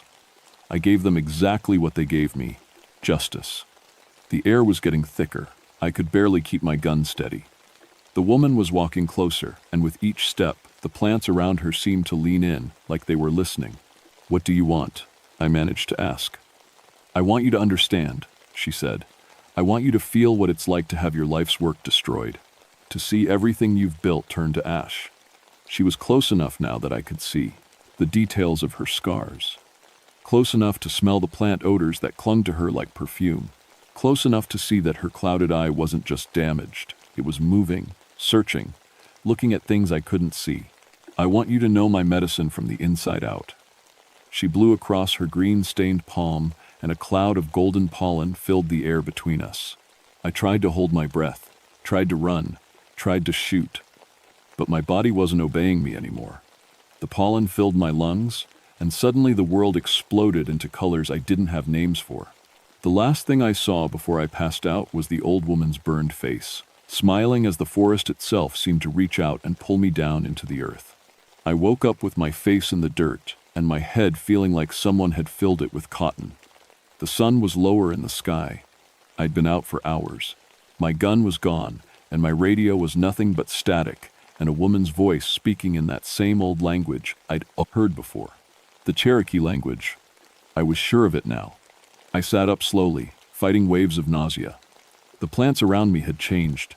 They were bigger, more colorful, and they seemed to move even when there wasn't any wind. Some of them had flowers that looked like faces, twisted, angry faces that watched me as I tried to stand. Rodriguez and Williams were still there, but something was different about their bodies. The plants had grown over them, wrapping around their arms and legs like they were trying to pull them down into the earth. Green shoots were growing out of their mouths and eyes. I stumbled away from them, looking for a way out of the valley, but every trail I tried led deeper into the plant maze. The woman, the witch, I was starting to think of her as 10-something, had done something to this place, made it bigger on the inside than it was on the outside. That's when I heard the helicopter. DEA helicopters have a distinctive sound, and I knew they were looking for Rodriguez and Williams. I tried to signal them, waving my arms and shouting, but they passed right over without slowing down, like they couldn't see me, or like I wasn't really there anymore. I found a stream and splashed water on my face, trying to clear my head. The water tasted wrong, too sweet, with an aftertaste that reminded me of the plant smells. Everything in this valley was poisoned. "Matthew." I spun around. The witch was standing on the other side of the stream, but she looked different. Younger. The burns on her face were healing as I watched, the scars fading until she looked like a normal old woman. Her clouded eye cleared, and both eyes were now a deep brown that seemed to hold centuries of knowledge. "How are you feeling?" she asked, like we were old friends. "What did you do to me?" "I gave you a taste of my medicine, just a small one. Your friends got the full treatment." She gestured, and I looked back at Rodriguez and Williams. They were sitting up now, even though I knew they were dead. Their eyes were black holes, and green vines were growing out of their mouths like tongues. "They're helping me with my garden now," the witch said. "Death is just another kind of life, if you know the right plants." I backed away from the stream, but there was nowhere to go. The plants had grown taller while I wasn't looking, forming walls on both sides of the water. "What's your name?" I asked, trying to keep her talking while I figured out how to escape. "I was called Sarah Crow Feather," she said. "But your people called me other things. Drug dealer, criminal, threat to society." Sarah Crow Feather. The name meant something, but I couldn't quite remember what. "I wasn't a drug dealer," she continued. "I was a medicine woman. The last one who remembered the old ways, the old plants. My grandmother taught me, and her grandmother taught her, going back to the time before your people came to these mountains." The memory hit me like a physical blow. Sarah Crow Feather, the Cherokee Botanical Preserve. 3 years ago, the DEA had received reports of a massive drug operation hidden in the national forest. When we investigated, we found what looked like marijuana cultivation on an incredible scale. But when we got there, we realized it was something else entirely. Someone had created a living library of plants, not just marijuana, but hundreds of species from all over the world. Medicinal plants that had been brought to America by Cherokee traders centuries ago. Plants that didn't exist in any modern botanical database. The old woman had tried to explain, tried to show us records written in Cherokee syllabary, tried to make us understand that we were looking at irreplaceable cultural heritage. But all we saw were illegal plants. We burned it all. "You destroyed 40 years of my life's work in one morning," Sarah said, her voice growing harder. 40 years of growing, learning, preserving knowledge that was already almost lost. Plants that don't exist anywhere else in the world. "We were following the law," I said weakly. "Your law, not mine, not my people's." She was walking across the stream now, her bare feet not even making ripples in the water. The plants around her swayed like they were dancing to music I couldn't hear. "Do you know what peyote is, Matthew?" I nodded. Peyote was a cactus that contained mescaline, a powerful hallucinogen. It was illegal under federal law, but some Native American tribes were allowed to use it for religious purposes. "Do you know what ayahuasca is?" Another nod. "A plant mixture from South America that shamans used for spiritual visions. Also illegal." "Do you know about the Cherokee medicine plants that could cure cancer? The ones that could heal burns without leaving scars? The ones that could let a medicine woman speak with the dead?" I didn't know about those. Nobody did, because they didn't exist. Plants couldn't do those things. "They existed in my garden," Sarah said, reading my thoughts. "Until you burned them." She was close enough to touch me now. Her fingers were still stained green, and I could see tiny flowers growing under her fingernails. "I spent 3 days dying in your hospital," she said. 3 days feeling my body shut down from the burns you gave me. But I had hidden some seeds, sewn them into my dress, and when I died, I planted them in my own body." She opened her mouth, and I saw that her tongue was covered in tiny leaves. Death is just compost for the right kind of garden. Behind her, Rodriguez and Williams were standing up. They moved like puppets, their bodies stiff and wrong. More plants were growing out of them now. Bright flowers where their eyes should be. Vines wrapped around their necks like jewelry. "They're going to help me plant a new garden," Sarah said. "A garden that will grow in the hearts of everyone who destroyed the old one." I tried to run, but my legs wouldn't obey me.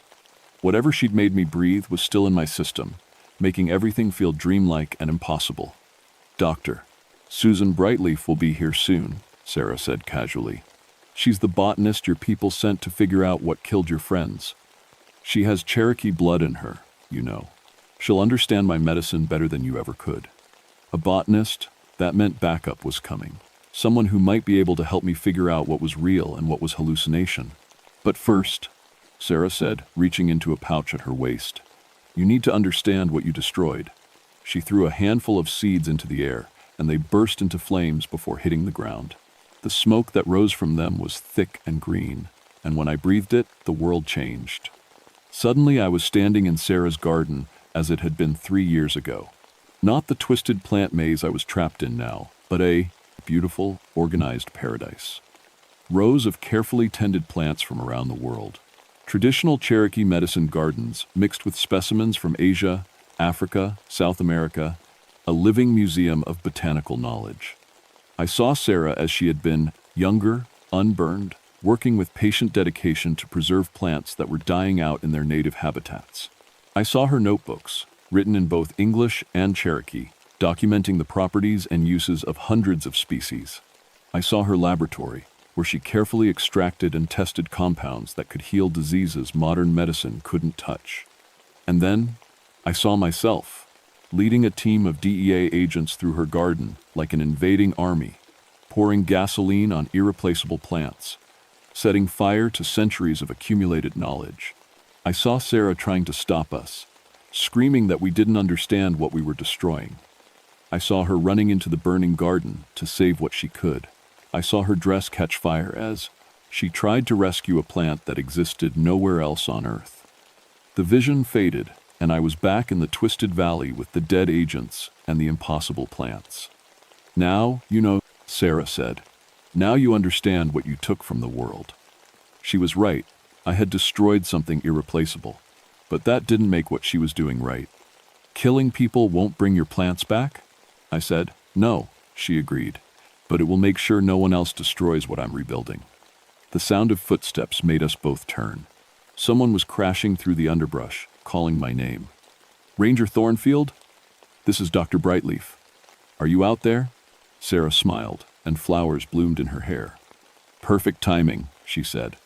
Dr. Susan Brightleaf stumbled into the clearing like she'd been running for hours. She was a small woman with dark hair and Cherokee features, wearing hiking boots and a backpack full of scientific equipment. When she saw me, relief flooded her face. Thank God you're alive, she said. I've been tracking the GPS signal from Agent Rodriguez's radio for, oh my God. She'd seen the bodies. Rodriguez and Williams were still standing, swaying slightly like trees in a breeze. The plants growing out of them had bloomed into flowers that looked almost like small faces. What happened here, Doctor? Brightleaf whispered. Susan, Sarah said, and Dr. Brightleaf spun toward her voice. I've been waiting for you. Dr. Brightleaf stared at Sarah for a long moment. Her face went through several expressions: confusion, recognition, and finally something that might have been awe. Sarah Crow Feather, she said, but you're supposed to be dead. Death is just another kind of medicine. Sarah replied, you, of all people, should understand that. Doctor. Brightleaf set down her backpack slowly, like she was afraid sudden movements might break whatever spell was holding this place together. My grandmother told me stories about you, she said, about the last medicine woman, the one who knew the old plant ways.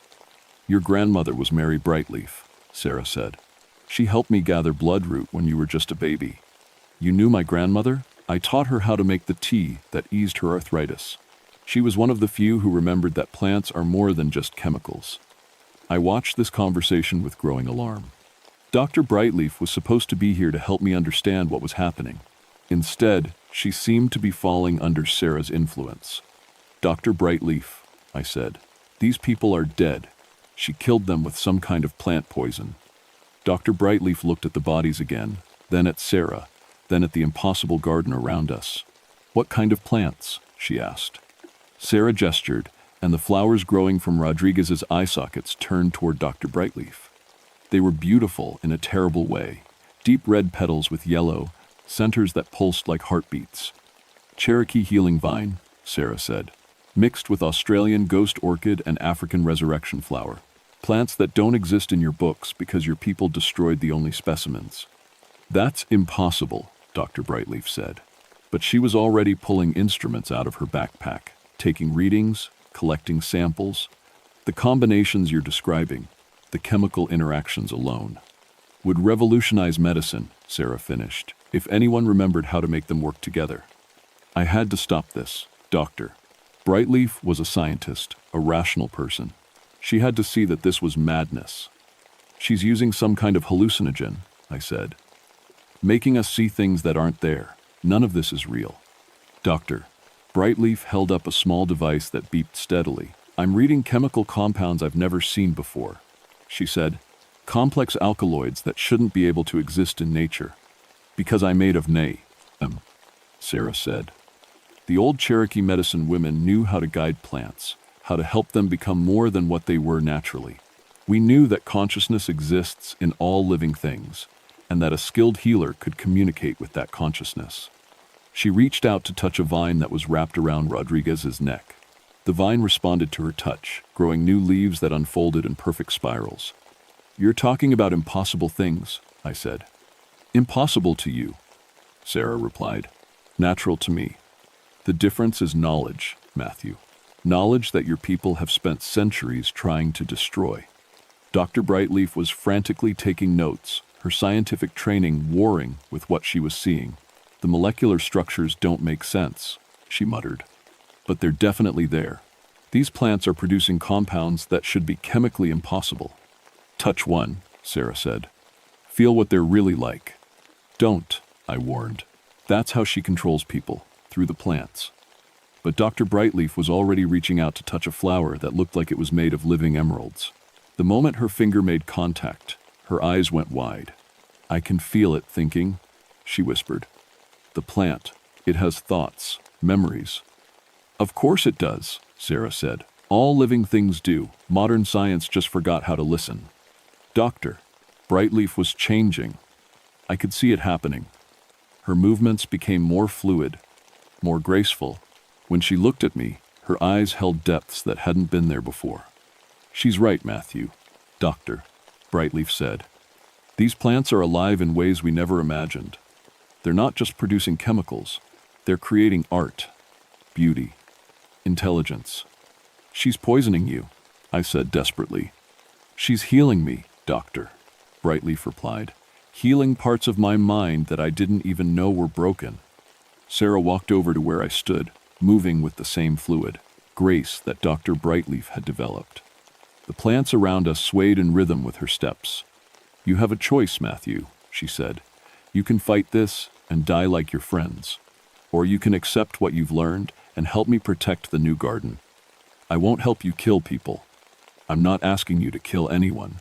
I'm asking you to stop other people from killing plants." She gestured, and the air filled with pollen again. But this time, instead of making me dizzy, it showed me visions. Images of pharmaceutical companies that could develop new medicines from Sarah's plants. Hospitals where people with incurable diseases could be healed. A world where the boundary between traditional and modern medicine disappeared. "This is what you destroyed," she said. "This is what we could build again." The visions were beautiful. They were also terrifying, because I was starting to believe they might be possible. "But first," Sarah said, "you have to prove that you understand. You have to show me that you've learned from your mistakes." She held out her hand. In her palm was a seed unlike anything I'd ever seen. It was black with veins of silver running through it, and it seemed to pulse with its own inner light. "Plant this," she said. "Let it grow inside you, the way knowledge should grow. Let it teach you what you need to know. And if I refuse?" She looked at Rodriguez and Williams, still standing among the flowers like scarecrows in a twisted garden. "Then you join them. And the next DEA team that comes looking will find 3 bodies instead of 2. Dr. Brightleaf was watching this exchange with fascination rather than horror. Whatever the plants had done to her mind, she was no longer on my side. I looked at the seed in Sarah's palm. It was beautiful and terrible, and I knew that if I took it, I would never be the same person I was now. But I also knew that if I didn't, I would die in this valley, and Sarah would continue killing anyone who threatened her new garden. "What will it do to me?" I asked. "It will teach you to hear what the plants are really saying," Sarah said. "It will show you the difference between destruction and protection. It will make you a guardian instead of a destroyer." I thought about my years as a DEA agent, burning gardens and arresting growers. I thought about Sarah's original garden, the irreplaceable plants I'd helped destroy. I thought about the possibility that there might be a different way, a way to protect both people and plants. I reached out and took the seed. The moment it touched my skin, I felt it burrow in like it was alive. Pain shot up my arm, followed by a warmth that spread through my entire body. The world exploded into colors and scents and sounds I'd never experienced before. I could hear the plants talking, not in words, but in chemical signals, electrical impulses, patterns of growth and decay that told stories older than human civilization. I could feel the vast network of root systems connecting every plant in the valley, sharing nutrients and information across impossible distances. And I could feel Sarah's presence in all of it. Not controlling the plants, but communicating with them, asking for their help rather than demanding their obedience. Now you understand, she said as the transformation completed itself. Now you can help me protect what we're building. I looked at my hands. The skin was still human, but I could see green veins just beneath the surface. I could feel the seed growing in my chest, sending out tendrils that connected me to every living thing in the valley. What am I now? I asked.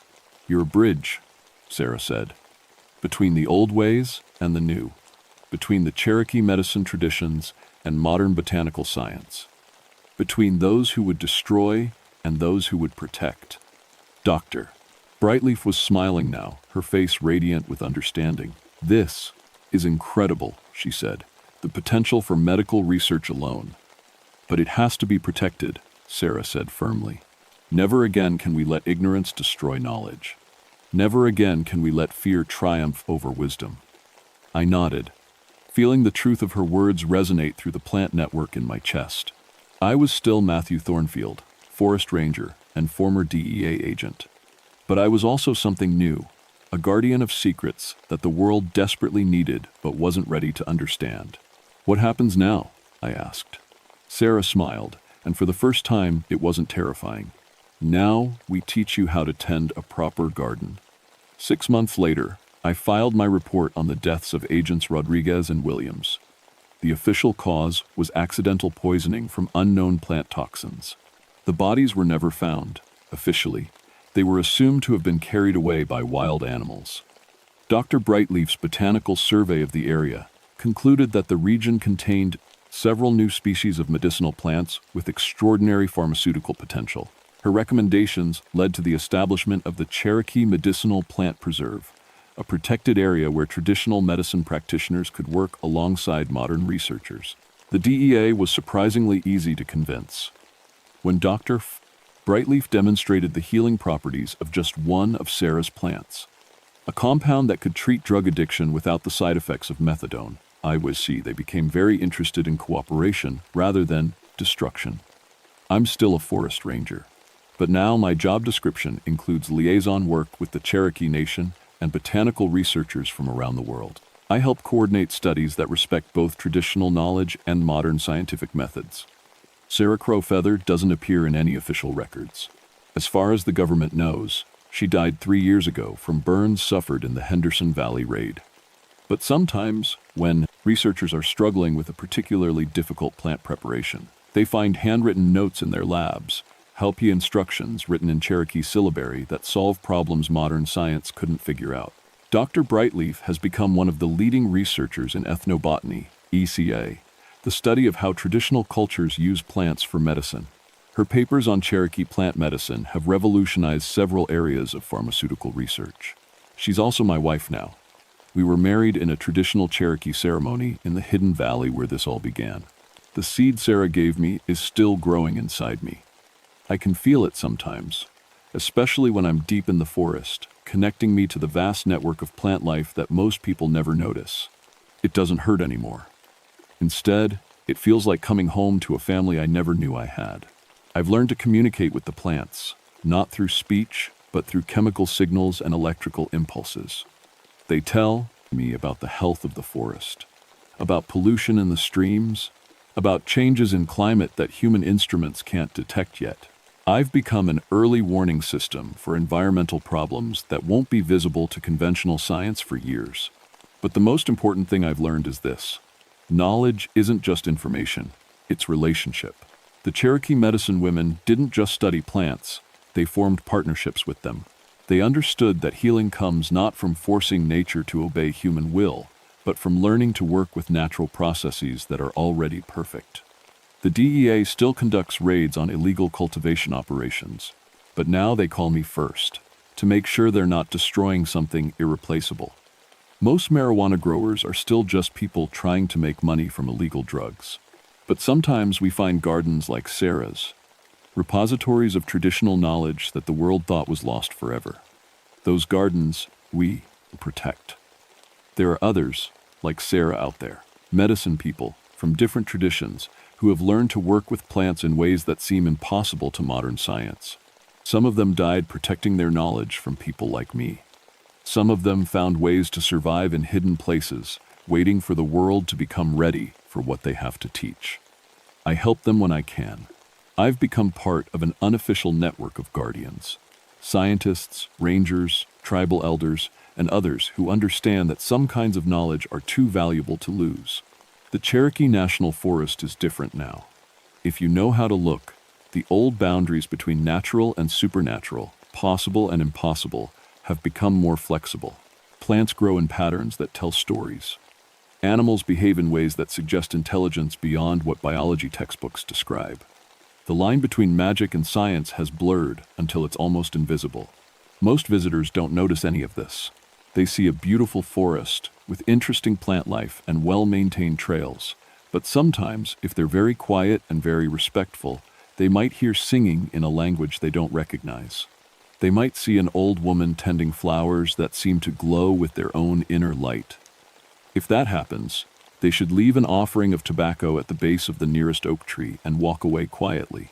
Sarah appreciates visitors who understand proper manners, but she doesn't tolerate people who come to destroy rather than learn. The forest remembers everything, and some memories have very long roots.